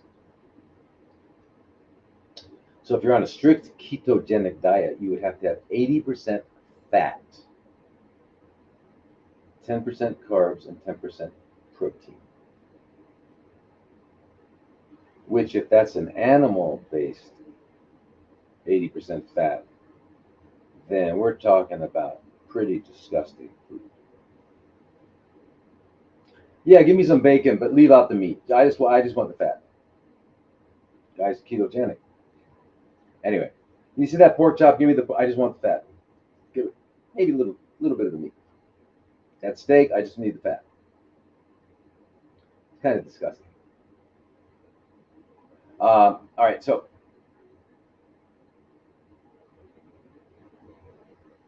now, and also remember, if you're doing green juice, I don't know what you're doing with it, but so my advice: forget the ketogenic diet because you're not ketogenic. You're not doing 80% fat.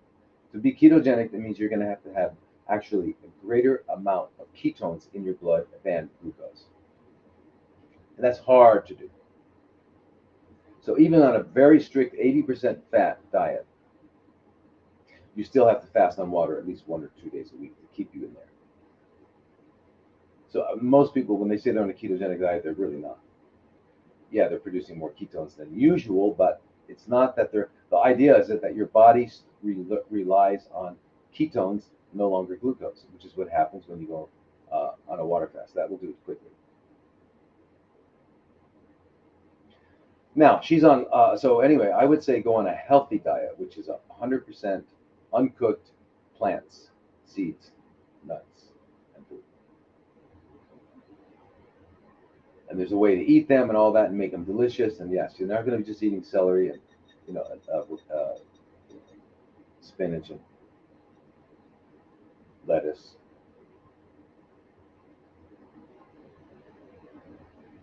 By the way, we're going to be starting a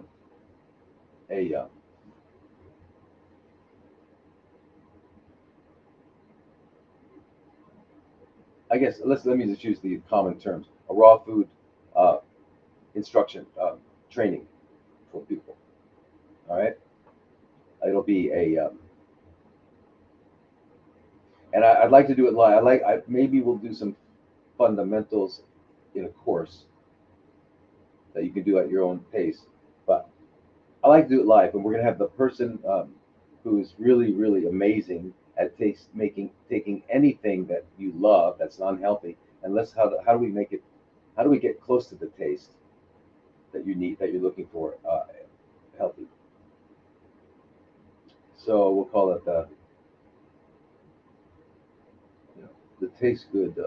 Anyway, I'm writing this book. I will someday finish. It's called Why It Has to Taste Good, and that's why it has to taste good. Otherwise, you're not going to eat it. Number one, and if you do eat it, you're going to hate it, and that's going to suppress your immune system. So it's not going to work. Anyway, so we're going to start that, and I want you all to get involved. And we're going to talk about what do I need in my kitchen, first of all, to make to do this, to accomplish this, so I can make delicious food that's healthy for me. What do I need? These are all the things I need. Okay. What can I afford? I can afford just a couple things. Well, let's if you can only afford a couple things, let's start with this. Let's get going on it. Let's get going. The question is not should I eat healthy? Well, you answered me.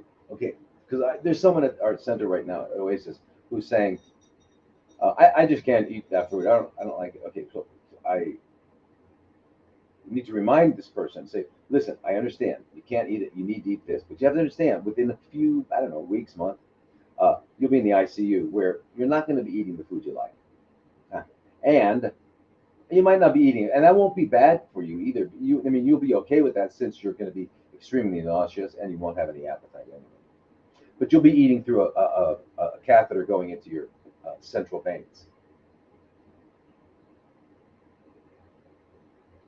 So if you don't want to change, if you don't want to adapt, if you don't want to arise to the occasion, what is the occasion? The occasion is your body is completely toxic and out of balance, and the only way it can get untoxic and back into balance is by your changing the way you're treating your body. There's not another way. There's not another way. And it's not going to come from something that someone's going to give you in an IV. Your IV is not going to get rid of those toxins. So in other words, this is your journey. So if you're saying I don't want to do that, okay, you don't. I get it. So, but just understand what's going to happen by doing that. And usually, if someone is saying I don't want to do that, I don't want to do this, it's because they haven't suffered enough. See, one of the most benevolent situations that God put us in is giving us pain and suffering. Why? Because in spite of the fact that we think we're smart, we're the intelligent, we're intelligent and the animals are dumb. Well, if we're going to say that, let's define intelligence. For me, a fundamental to any definition of the word intelligence, intelligence must include the ability to survive maximally in your environment. I mean, intelligence can be anything. It can be other stuff too, but you got to be able to. You got to have the intelligence to survive, right? For example, you know enough not to go walking off of a cliff. Anyway, that's one level. Okay, I'm just saying that's. So if we're not going to include that, then we're not. We're talking about different things. That's what I call intelligence. Anyway, so are we intelligent? No. Why? Because we have to. Even if someone tells us something, and we look at it, and we say, yeah, that makes sense, but I don't care. I like blah blah blah blah. Okay, so what happens? We've got to keep doing it until we suffer from it, and then we'll say, okay, it's just the way we are. So if someone doesn't want to change, don't, but understand what's going to happen. So we're gonna have that. We're gonna have that thing. I'm working on it right now. Trying to set that up. I think it's going to be fun. I'd like, if anybody out there listening, I'd like you to send in somehow. I don't know where you send stuff to us, letting us know that you'd be interested in these groups, learning how to make everything fun. Your diet, which I get it now. Okay, how do I do it?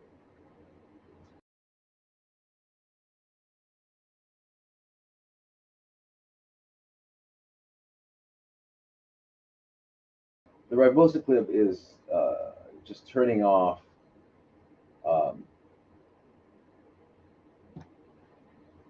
you know, basically it's dealing with its estrogen, okay? And the letrozole is like an aromatase inhibitor, like third generation aromatase inhibitor, right? We all know what that is because everyone is probably aware that they used to take anastrozole, which is still around, but anyway. But there's the CDK4 and 6 pathways are what the ribosiclib blocks. Anyway, uh, the bottom line is that it decreases the amount of estrogen, and the letrozole decreases the amount of estrogen because it's just no, she's probably been told that the specimen they saw had a lot of had estrogen receptors. All right, so those estrogen receptor alpha, which is the one that makes things grow. So they're going to stop. They're going to get rid of the estrogen. So see how narrow view that is. Let's get up further. Let's look a little bit. Let's get up like at about 100 feet above it. What do we see? Oh, all right. Oh, so it's the alpha receptor that's doing it, not so the beta receptor. What happens if that gets stimulated? Oh, that'll make it shrink. Hmm. So I don't necessarily have to knock out all my estrogen because there are other parts that need it, like my coronary arteries, and there's that need that, right? So I just need to increase the beta receptors. Anyway, so if you start taking a different look at it, you'll see that this is not going to work. It'll work maybe for a while, but it's going to put you more out of balance. And remember, what is our problem? Why are we ill? Because we're out of balance. So again, if they took it even further, if they gave a shot of Lupron, uh, so she must be postmenopausal already.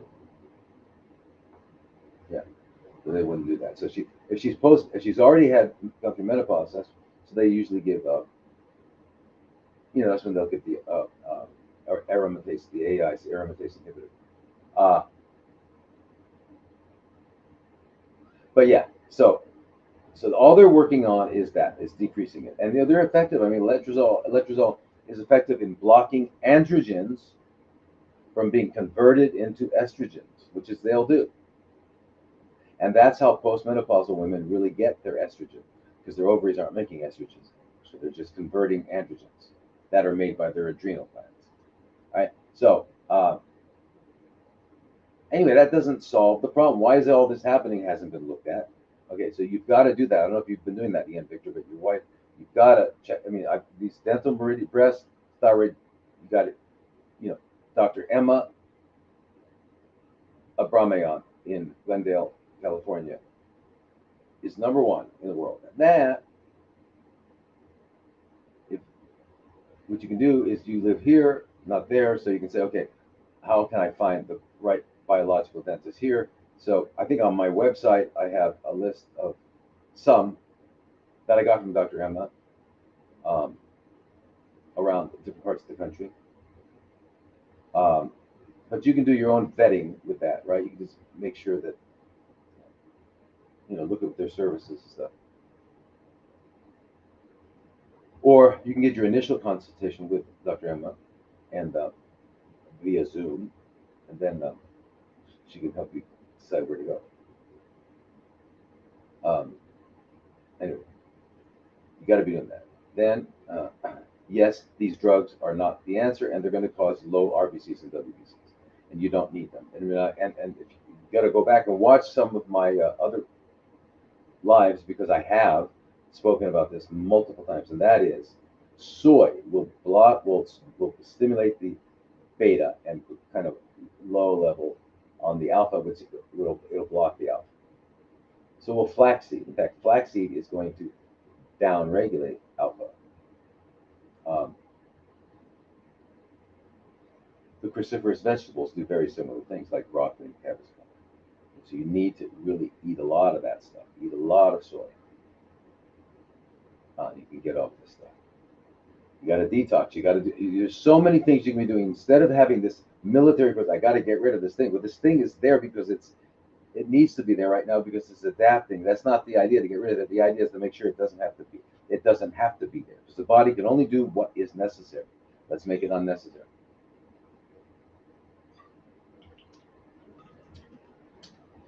I would. You guys should got to be bored by now with what I say. I'm always saying the same thing about whatever the question is. It's the same thing. The medications, it's not that they're weakening her immune system directly. What they're doing is other things that are they're toxins. They are toxins. Um, but her immune system needs to be stimulated too. She probably needs thymosin alpha 1, which is a peptide, to wake up her T cells because she's uh, probably at least in her 50s. Means that she doesn't have much of a thymus gland anymore, which is how we make T cells, or mature T cells.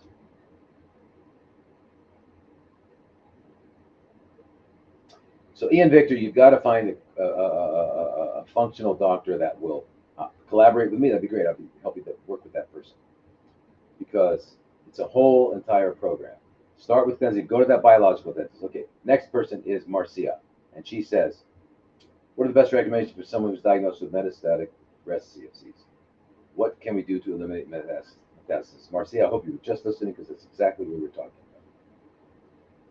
Biological depth. You got it. That's all. And then juice cleansing, colon hydrotherapy, lymphatic work, going to sleep early, moving around all day, learning to turn off the mind by meditating and balancing your hormones, balancing your gastrointestinal tract, fasting, cleansing. All those things are what you get. That's what you need to do. Now, bones. If it's in the bones, you've got to also be. There's one toxin you need to take. It's called doxycycline. Doxycycline. So this is for Ian Victor, and this is for Lauren. Because Lauren, I want you to know that if you have, is it Lauren? No, Marcia. I'm sorry, Marcia. If you have metastatic breast CFCs, most likely it's in the bone, but if it's not, you don't want it to, so the doxycycline would prevent it. But 100 milligrams twice a day of doxycycline. 100 milligrams twice a day. But you're not going to just eliminate. Your question is, how do I eliminate metastasis? You want to turn off the whole thing. Do everything we just talked about. Now this is Lauren. Lauren says, how do I get rid of ascites? How can I book a consultation with you to discuss the treatment? Discuss treatment. So I am really having a conundrum. How do I still consult with people when I don't have any time right now to sleep? And I get it. I want to consult with people because tragically, there's nobody out there. I mean, I'm not saying that because for any self-aggrandizement. That's not. There's just, I don't know. It's tragic. But I would love to. So how do I do this? If you guys got any ideas, can we take groups of people and do a group? Can we do like a group consultation where, that's what my groups are about. So join the CFC group and we'll work with your situation. That's what they're about. So come to that group and you'll get a lot more than that. You get a lot more than working with your personal thing, with your exact, like my this is up, that's down. Okay. And you'll get a program. You'll get a program on how to all the supplements. That's what you should do, Lauren. Join the CFC group. Go to drlodi.com and go on there and join the inner circle. Join the CFC group. And Ian Victor, same thing. Okay. Now the ascites. How do you get rid of ascites? Ascites is an accumulation of fluid in the abdomen, right? In the abdominal cavity. All right. The reason it's accumulating is because the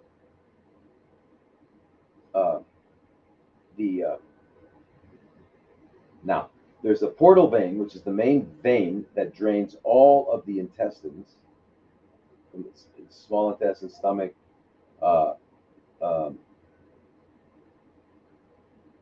small intestines, large intestines, all of that. They all coalesce into one vein that goes into the liver. It's called the portal vein. And why? Because all the stuff that you've eaten has got to go through the liver and be detoxified or modified before it goes into systemic circulation. All right.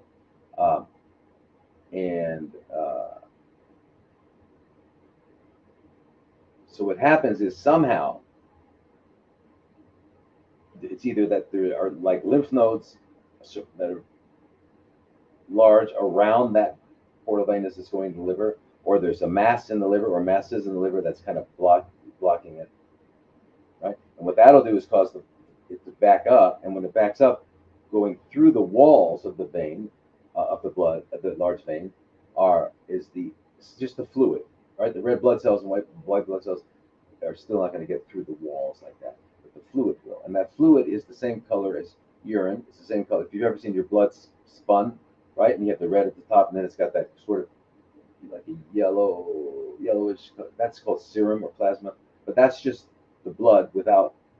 That's your blood without the red blood cells and white blood cells.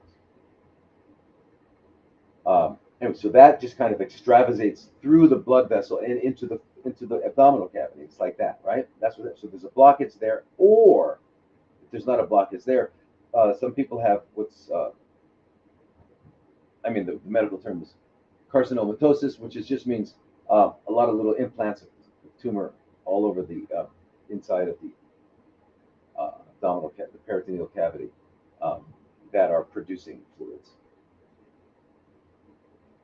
So one way or another, and then the other thing that can produce it is just being extremely malnourished and having low albumin. But that low albumin is going to cause fluid to accumulate everywhere, so not just in the belly. Anyway, so what do you do with it? Well, first of all, when it'll get to the point where it's inhibiting functions, like she won't be able to lie down, right?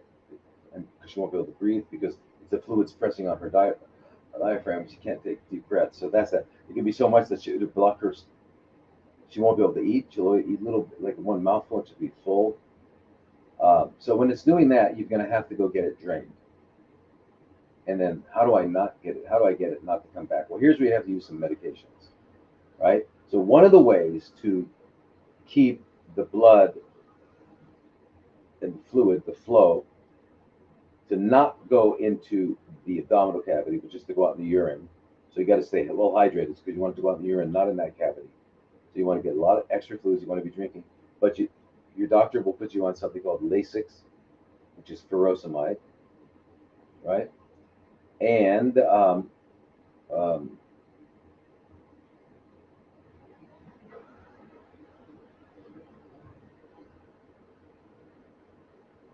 did I forget? Been using this for 40 years now. How do I forget the name of it? Anyway, it's another diuretic. I'll think of it in a minute. It's another diuretic that is, Lasix will cause you to lose potassium. So if you're on Lasix, your potassium's going to go low and you're going to be in trouble. That's why they have to always monitor your electrolytes or give you like if the doctor were to put you on Lasix, which is furosemide, they would also put you on potassium, which you're going to lose it.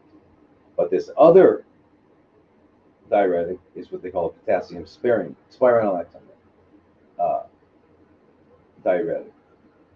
And you take 25 milligrams 4 times a day. So you take the Lasix, depending on where your kidney's at, usually 40 milligrams once in the morning, and the spironolactone, 25 milligrams 4 times a day. You don't have to worry about the potassium, and it's going to be trying to divert the fluid from gathering in your belly, and you'll pee it out. You got to be taking a lot of fluids though, because if it's making you pee and you're not taking fluids, you're going to get dehydrated. Okay, and that's the worst thing you can do. Okay, so you got to get a doctor that knows that you should do that. That's what you got to do. So, and I'm not sure if Lauren, if you were able to do that. Now, if you call our clinic, an Oasis of Healing in Arizona, and you say that you would like to, you're interested in coming to the center and to speak to me, that they would work.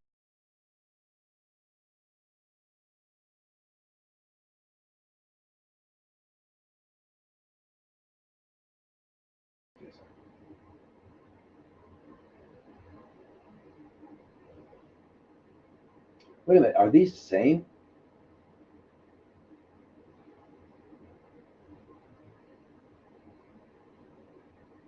Okay, so Ian Victor, you've several times.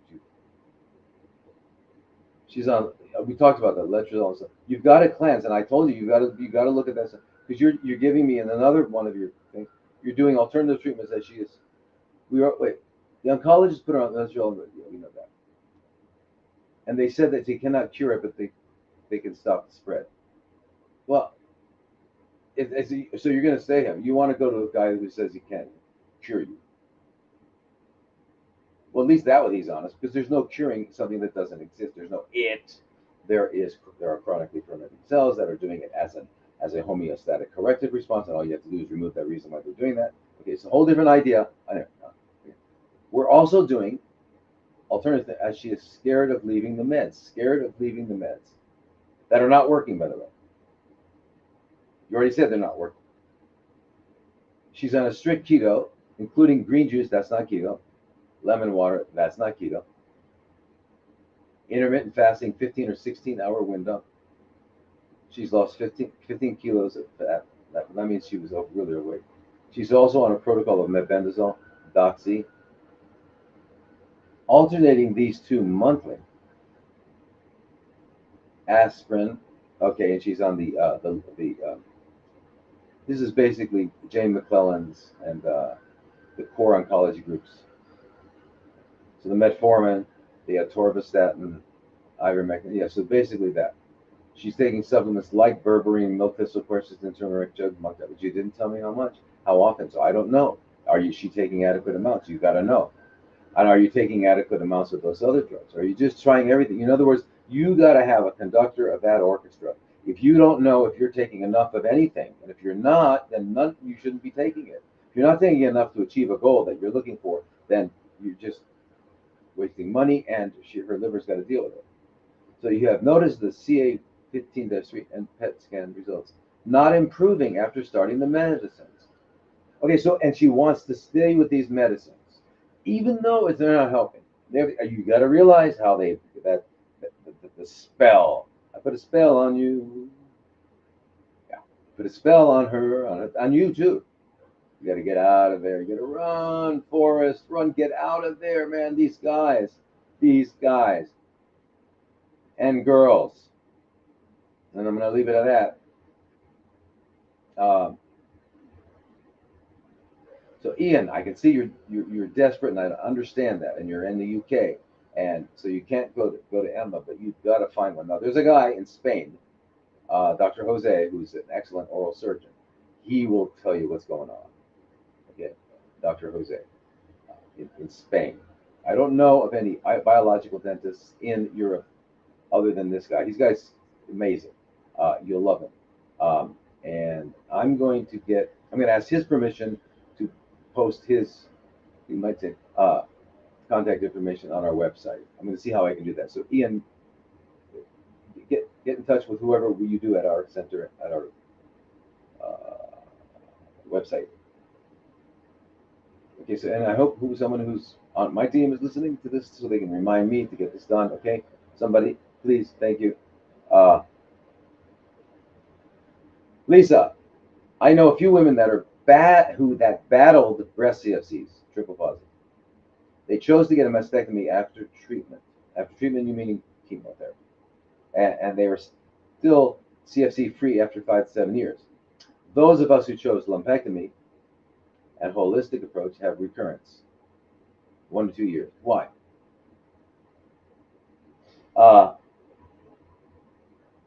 Well, you've set up a scenario here that is not. It's just you've observed. What you've observed is not necessarily what happens. So I don't know the situations that you've observed. How many people?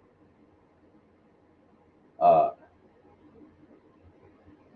I can tell by your language that you're in the Rockefeller mode, right? Because they're battling. It's I'm gonna get them. I'm gonna get them. I'm gonna get them because they are bad. They're not me. They're after me. I'm gonna get them. That whole thing is delusional. And I know you're saying, well, Dr. Lodi, you don't have a tumor.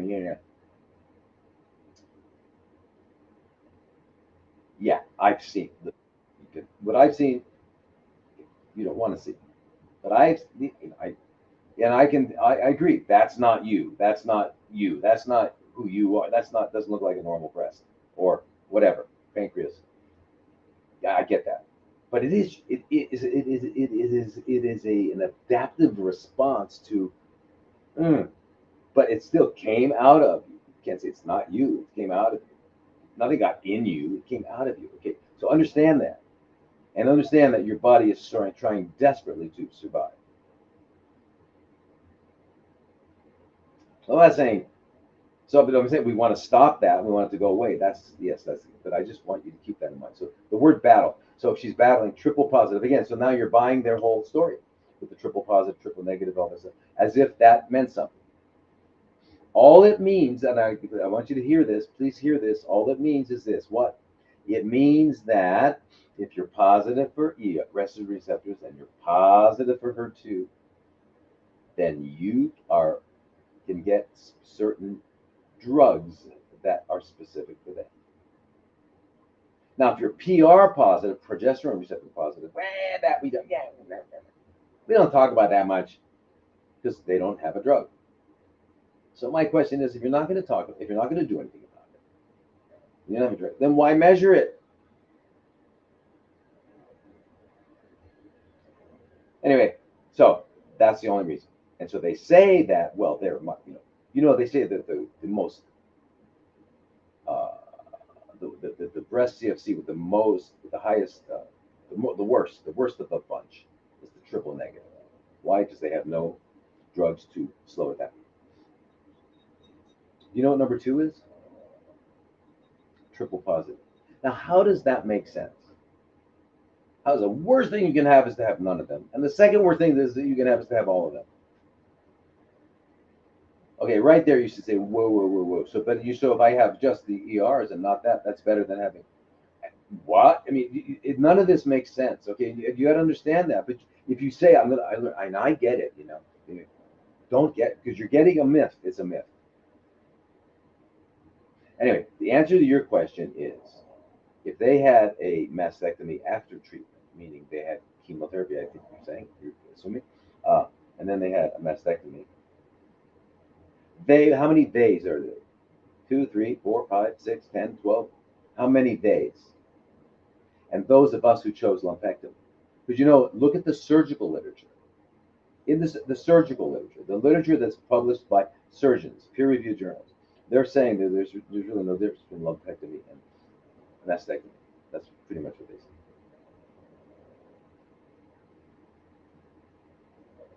say. And a holistic approach, you have a recurrence a lot sooner. Well, it's not holistic if you did the lumpectomy, that's not at all.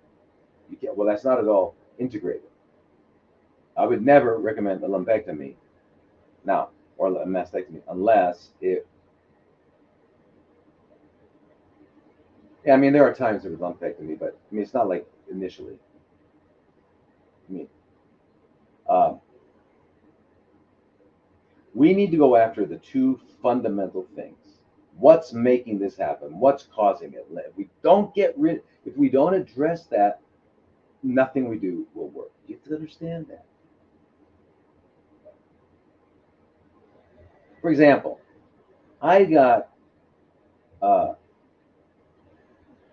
I got a garbage can here in my house, and I put in uh, all the uneaten, leftover food, right? And that means it's like whatever we had for dinner, and and then the leftover cake and the leftover cookies and all that stuff's in there, right? Mhm. And I've got two or three of those because I don't like to empty the trash. So I just, so they're usually full. Now I've got a bunch of ants coming in the house.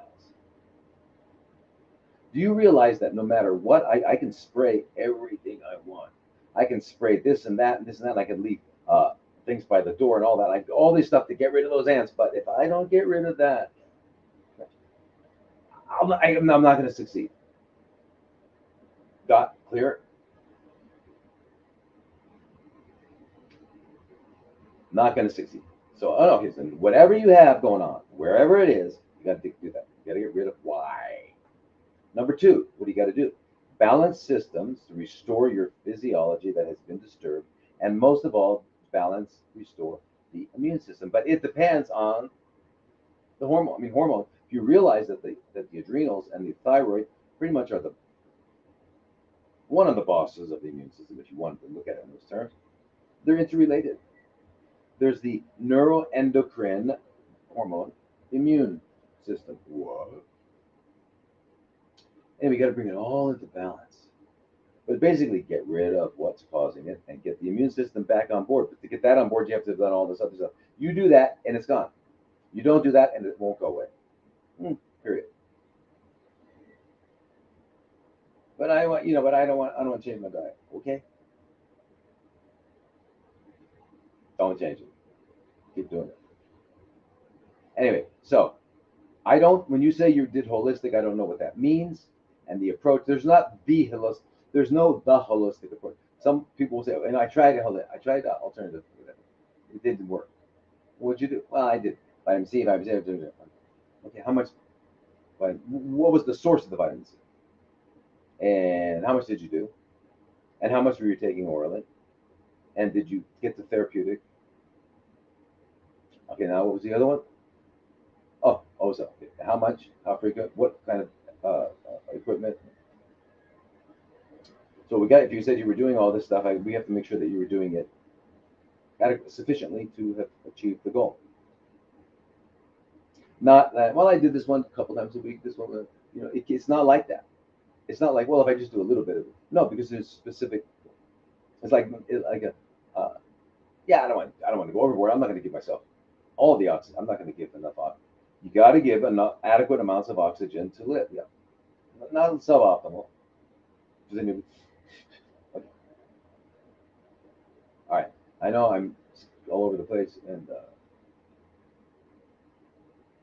but these are really and listen. If I don't think, oh, he's stuck on only those 3-4 questions. I, no. If you've been listening, you've got the tools to deal with whatever.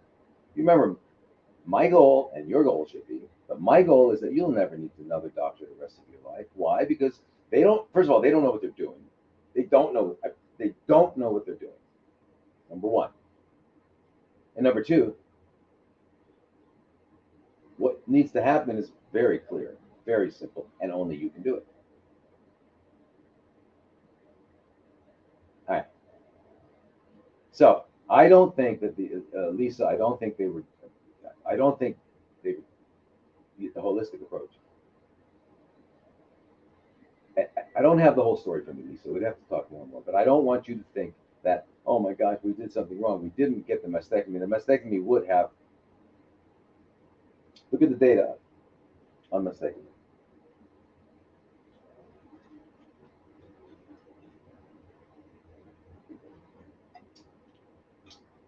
Remember, the holistic with a W approach to health is the only approach. You can't do it. I'm going to get my body healthy by working on my right arm.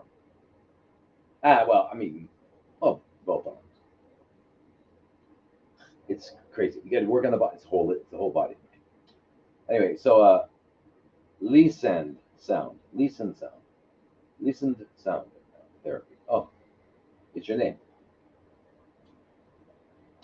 Infrared light for a breast CFC. What do you think about Royal Rife sound and light therapy computer generated program for healing the body and detox?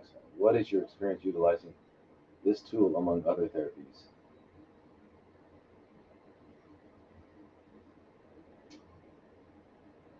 Okay, so yeah, Lisa. Yeah, okay. Sand sound therapy. I don't. I guess that's your name on. Uh, anyway, so Royal Rife sound and light. Okay, Royal Raymond Rife invented a microscope and a frequency generator.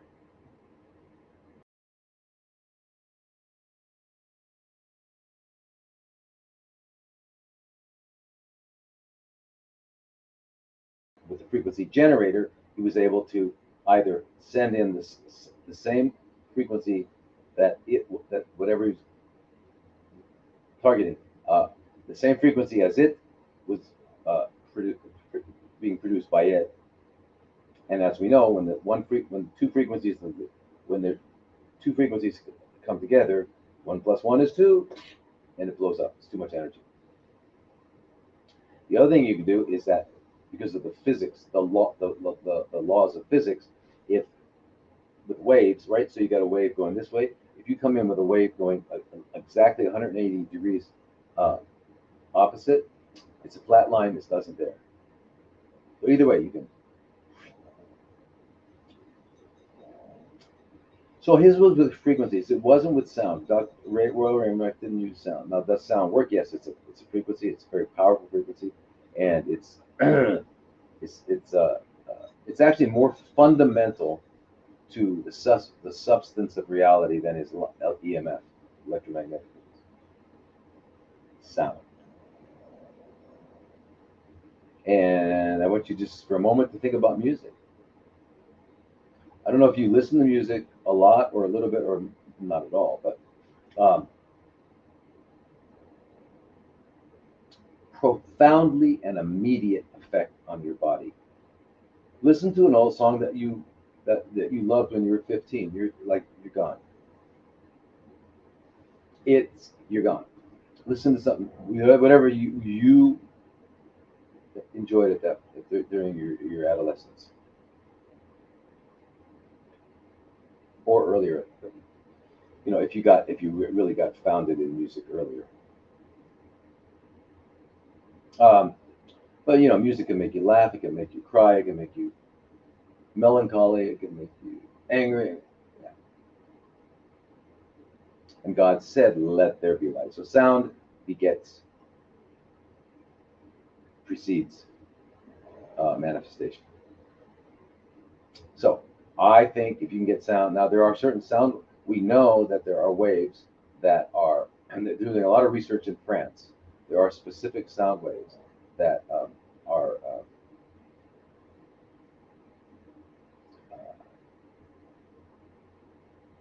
that can destroy the frequencies of tumors and light. So this stuff is very good. It's very good. Now, the problem is this: we don't know, Lisa. We don't know the frequency of what's happening in someone's body, and so people claim that they have uh, Royal Raymond Rice. They have his frequencies. That's just not likely to be true because when they went and invaded him and destroyed his, took everything, took all of his notes, his microscope, they took everything. The poor man died in Tijuana, an alcoholic.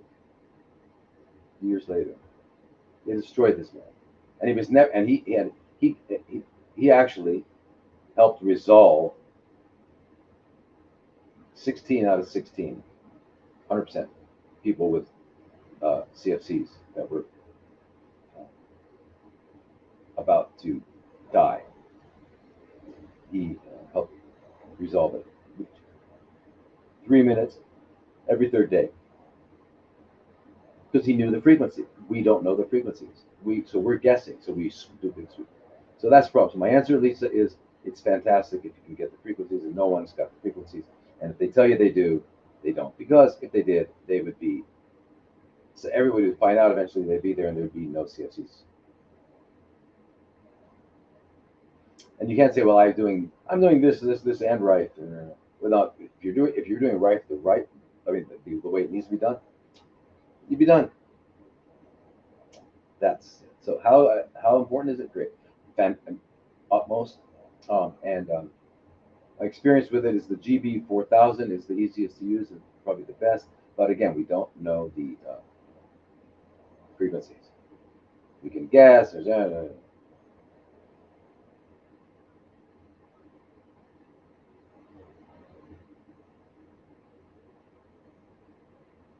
Okay, last one because I know it's late, you guys.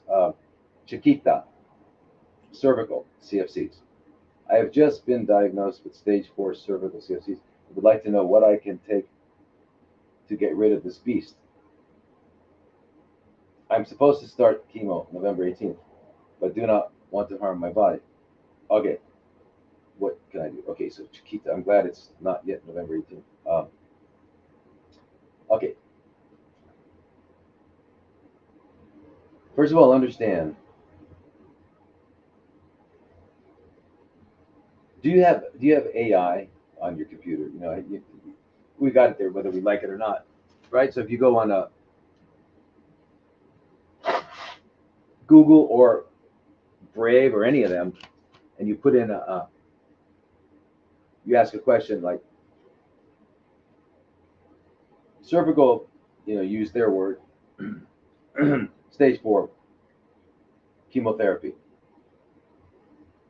and maybe you'll find it several articles, or you press the thing for AI, and it'll give you.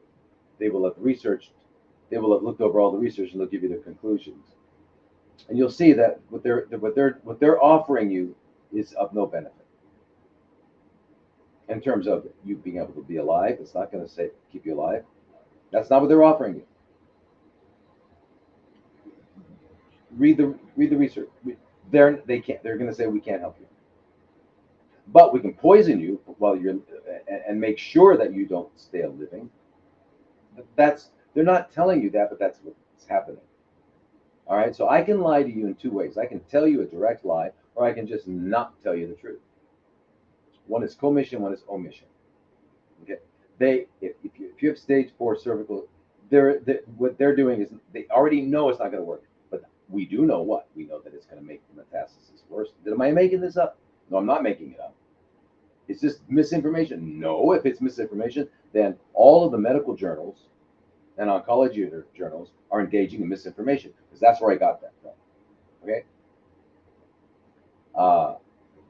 So we know that. So what do we got to do? We have to really, Chiquita, you've got to, cervical is on these, your top 4 incisors and your bottom 4. That's right on your cervical meridian. So you got, I don't know what else is going on in your mouth, but that's number 1, 2, 3, 4, 5, 6, 7, 8, 9, and 10. Then you got to start a cleanse. You got to clean your colon. You got to do all this, and you got to relax. And you got to know that this is gonna resolve. Just like go in the kitchen and get a little knife and slice your finger, and then I want you to watch over the next 3 days what happens. 4 days, 5 days. It's gone. This body heals. I'm telling you, it heals. And it only heals from that? No, it heals. That's what it does. It's designed to heal. And if something gets in the way, it's got to adapt, and those adaptations we call diseases. They're not. All right. Anyway, believe me, we need to clean up, get rid of all those things, wake up your immune system, restore everything like that. Now, I don't know the degree to which the stage 4 is. I don't know where it is in your situation. Join our group, the CFC group, and we can get into your situation. Join it. Go on drlilly.com, get Inner Circle, join the CFC group, and you'll get a lot more, because every week we're doing all sorts of stuff. All right. And I'm telling you, Chiquita, I don't know where you live, but you can join that from anywhere. But we'll work with you. So, and that, whatever I say to anybody applies to everybody. Whatever I say to anybody applies to everybody. Why? Because how many people are in the world? There's only one of us in the world. What's he talking about? What a weird dude. Who's this guy? Where did you find this doctor? Is he really a doctor? I just read the comments again. Not only did I go to medical school and get that degree as a mythology doctor, but I went to all these other schools. But you know what I was before that? You're never going to guess. I was a human. And what am I still? Human. So, and I'm not a doctor. There's no, how can you be a doctor? How can you be a doctor? How can you be a carpenter? Carpentry is something I like to do those things. Anyway. Our language, okay, we need a new, I'm gonna start a linguistics course. We've got to start a linguistics course so that we can learn to communicate and really communicate. Because right now we don't really communicate that well. We just throw out emotions at each other, and we don't, we curse each other, and we care. It's like you got this ugly thing that they gave you. stage 4. We're just throwing around motions and concepts and all that. We're not like communicating. Anyway, time. I can't. It's not time. It's still now, but the clocks are like not on our side. They're like they keep moving, right? Like calendars, right? Anyway, I guess it's whoops. Oh, uh, I guess it's like time to go. I hate that. Anyway, should we do one more question? Because I mean, there's a lot of good questions here. And I feel like I didn't get out of section 1. I'm gonna go. Oh, here. Okay, Valerie, this is an urgent question. I was told I needed a biopsy for a lung mass to determine the lung CFC or metastasis from triple negative breast treated conventionally 2 years ago. Is it necessary? I'm already getting a PET scan and a brain scan. I have decided I'm not doing conventional chemotherapy or radiation because it didn't work the first time. Okay, great, Valerie. So I'm glad you're like connecting the dots. It didn't work the first time. It didn't work the second time. It doesn't work on ever, ever, ever. I know people are saying, yeah, it saved my life. Okay, all right. Remember something. I'm not doing this right now and every week for what? What am I doing? What am I getting? I'm doing it because I'm just sharing with you what I know. So if you don't like what I'm saying, that's fine, okay? But I'm not. There's no other. I have no other agenda. There's no reason for me to say what I say.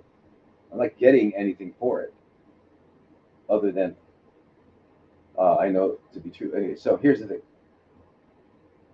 Now, if they okay, let's say they did the biopsy and they found out that this lung mass was uh, came from your colon or your stomach, or it's a primary lung tumor. You started lung. Okay, let's say that's out. What are they going to do? The same thing they're going to do if it's from the breast. Same thing. All right. And if you had triple negative last time, then that means they didn't have any tools. Uh, I mean, they didn't have any drugs, like they couldn't use any of their estrogen blockers or anything like that. So they would have to only use chemo. And all the chemos are interchangeable. You look at them; they're all using the same chemos. They have a few that are different, like with some brain, but they're still not working. None of them work. So good. You don't need to get a biopsy, because if you get a biopsy, what's going to happen is it's going to, if whatever it is going to spread it. Number one, I've got the literature. I didn't make that up, you guys. That's not misinformation. I'm going to show you the literature. I want to show you the literature. It's published. I read it. I didn't like make it up. Why would I make it up? How could I make up something like that? Why would you make up? Why would someone make that up? I mean, I don't even. Anyway, I don't even get it. But I read that. Okay, not just one place, multiple. Okay. Anyway, so that's the thing. But I'd say, well, look, all right. But if it can give us an answer that we could now, even if it did spread it, we could get rid of it. I'd say, sure, let's try it. I mean, but it's not. It's not going to give us an answer that's going to allow us to do that. So that's why I'm saying that. All right. But Valerie, join the CFC group. Go to drlodi.com and get on there in the inner circle. Join the CFC group. We'll deal with that and more. And in the meantime, no, you're right with the chemo and the radiation. They don't work. Uh, I mean, they work, but not they don't give you what you want. But please, join the group and then don't do the biopsy for now. Oh, by the way, I can't give you. Listen, I can't give anybody medical advice. I'm not telling you not to do the biopsy. What I'm going to tell you is, and let me restate that if I were in the situation that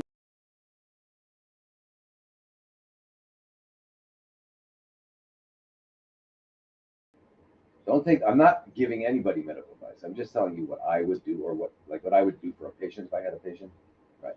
But I can't tell you, and it's true. I can't tell you because I don't know your whole situation. I haven't met you. I don't know your lab tests. There's so much I don't know that I can't tell you what to do. And I, but in general, in situations like that, are there times when you'd have to do? Yeah, there's always mitigating uh, circumstances, like you might have to. Yeah, you've got might have, there are times you have to do radiation. Absolutely, there are times you have to do surgery. Absolutely, there are times there are times, absolutely. So I don't know your situation, but what I do know is that if it is the way I'm seeing it, then I wouldn't do that. However, I don't know exactly how yours is. So that's why if you can join the CFC group, I can get more information out of you and from you, and we can have a more of a dialogue. Okay, here's Wendy, real quick. I'm 53, aching muscles for a long term. I believe it is low testosterone. Just took the Dutch test. Dutch test waiting for the results. Believe testosterone and estrogen are both low. How do I raise them? I believe that low testosterone can make your muscles ache. How old are you? 53. Actually, what you might find is that, but I think you're going to find that your testosterone is higher than your estrogen, relative, not and uh, however, you'll find out. The Dutch test will help you. But muscle aches, not necessarily testosterone. There's a lot of reasons for muscle aches, um, but all aches and all pains are coming from low voltage, not enough uh, voltage energy. So, I'm looking at diet. I'm looking at chronic inflammation. I'm thinking of, I don't know. Do you exercise? Do you move around a lot? Do you not move around a lot? Do you have a pretty sedentary lifestyle? Are you if like low testosterone and estrogen.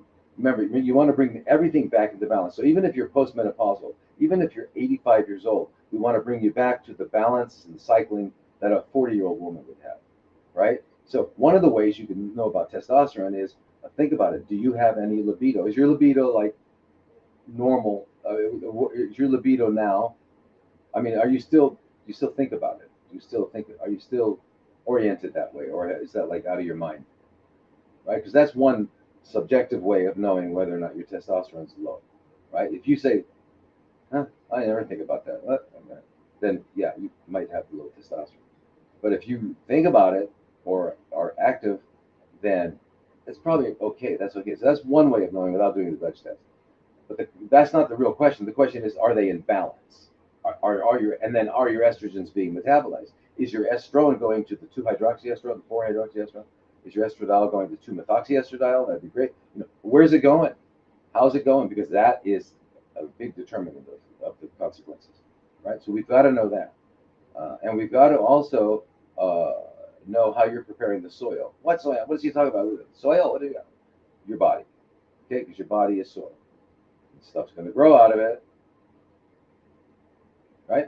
And you want to make sure that you are the gardener. Uh, so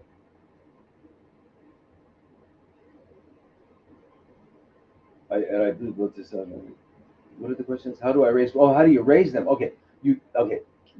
So, by the way, estrogens, testosterone, progesterone. Those are hormones. They're made by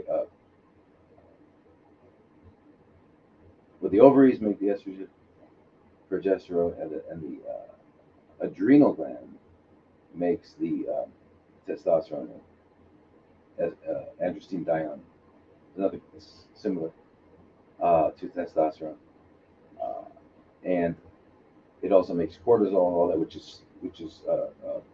we think of as the stress response. So you got to bring them all into balance, and you're not going to wake up your ovaries. So you're going to have to get an exogenous, means from outside, um, from a compounding pharmacist that can shows to you that they got their yams or whatever they're using to make it, because it should be plant-based, biologically identical. Biologically identical means it's the exact same molecule your body produces, right? So we're not getting anything synthetic like they have in the conventional retail pharmacies where they have progestin. The progestin is the equivalent of smoking 3 packs of Camels by morning, by noon. and then another 3 packs by 6. That's progestin. So, but you want to get right. You want to get in balance. You want to get the proper. So you get a doctor to write to figure out what's going on. You get biologically identical hormones that bring you restore balance, right? Not just bring them up. If they're low, you'll bring them up, but you'll bring them up with balance and balancing the thyroid and balancing them all. You get them all balanced, and you're going. And then you got to balance the other parts of your body too. But that's it. And then if you're low on estrogen, if a woman's really low on estrogen, her vaginal lining will get dry, and I mean, not at 53, but a little older women can bleed just wiping themselves after they urinate. So it can be really terrible. It's called atrophic vaginitis. So, um, and believe me, all you know, if you're going through menopause, is that your libido's down, you're not having your periods anymore, you may be having hot flashes or not, but you don't realize that your cognitive decline, you're declining cognitively, your heart's at risk of having your osteoporosis, all the things you don't know about it. And the same for men. Men will know is that like after a while they say, I'm just not as I used to be. I used to be really, but I'm not anymore. No. And men have lose their motivation, and they lose, for men it's like more of insidious because there's no loss of menstrual cycle. They can say, but it's more insidious. But it's loss of libido, it's loss of erectile function, it's a loss of motivation, um, and and maybe insomnia, and yeah, restoring balance is all we ever want to do because the body is divinely crafted. It's going to work perfectly. Just got to restore balance. All right. Now we don't want to do anything that's going to either make a new imbalance or add to the or make an current imbalance worse. That doesn't make sense. Like Lupron, like whatever. We want to restore balance. Okay. So anyway, I've taken up enough of all your time. So Eddie cup in my cup, and I'll see you next week. And listen, I'm hoping that everything we think is happening. Let's just pretend that it's all yay. It's working. Yay for our side. Blah blah blah.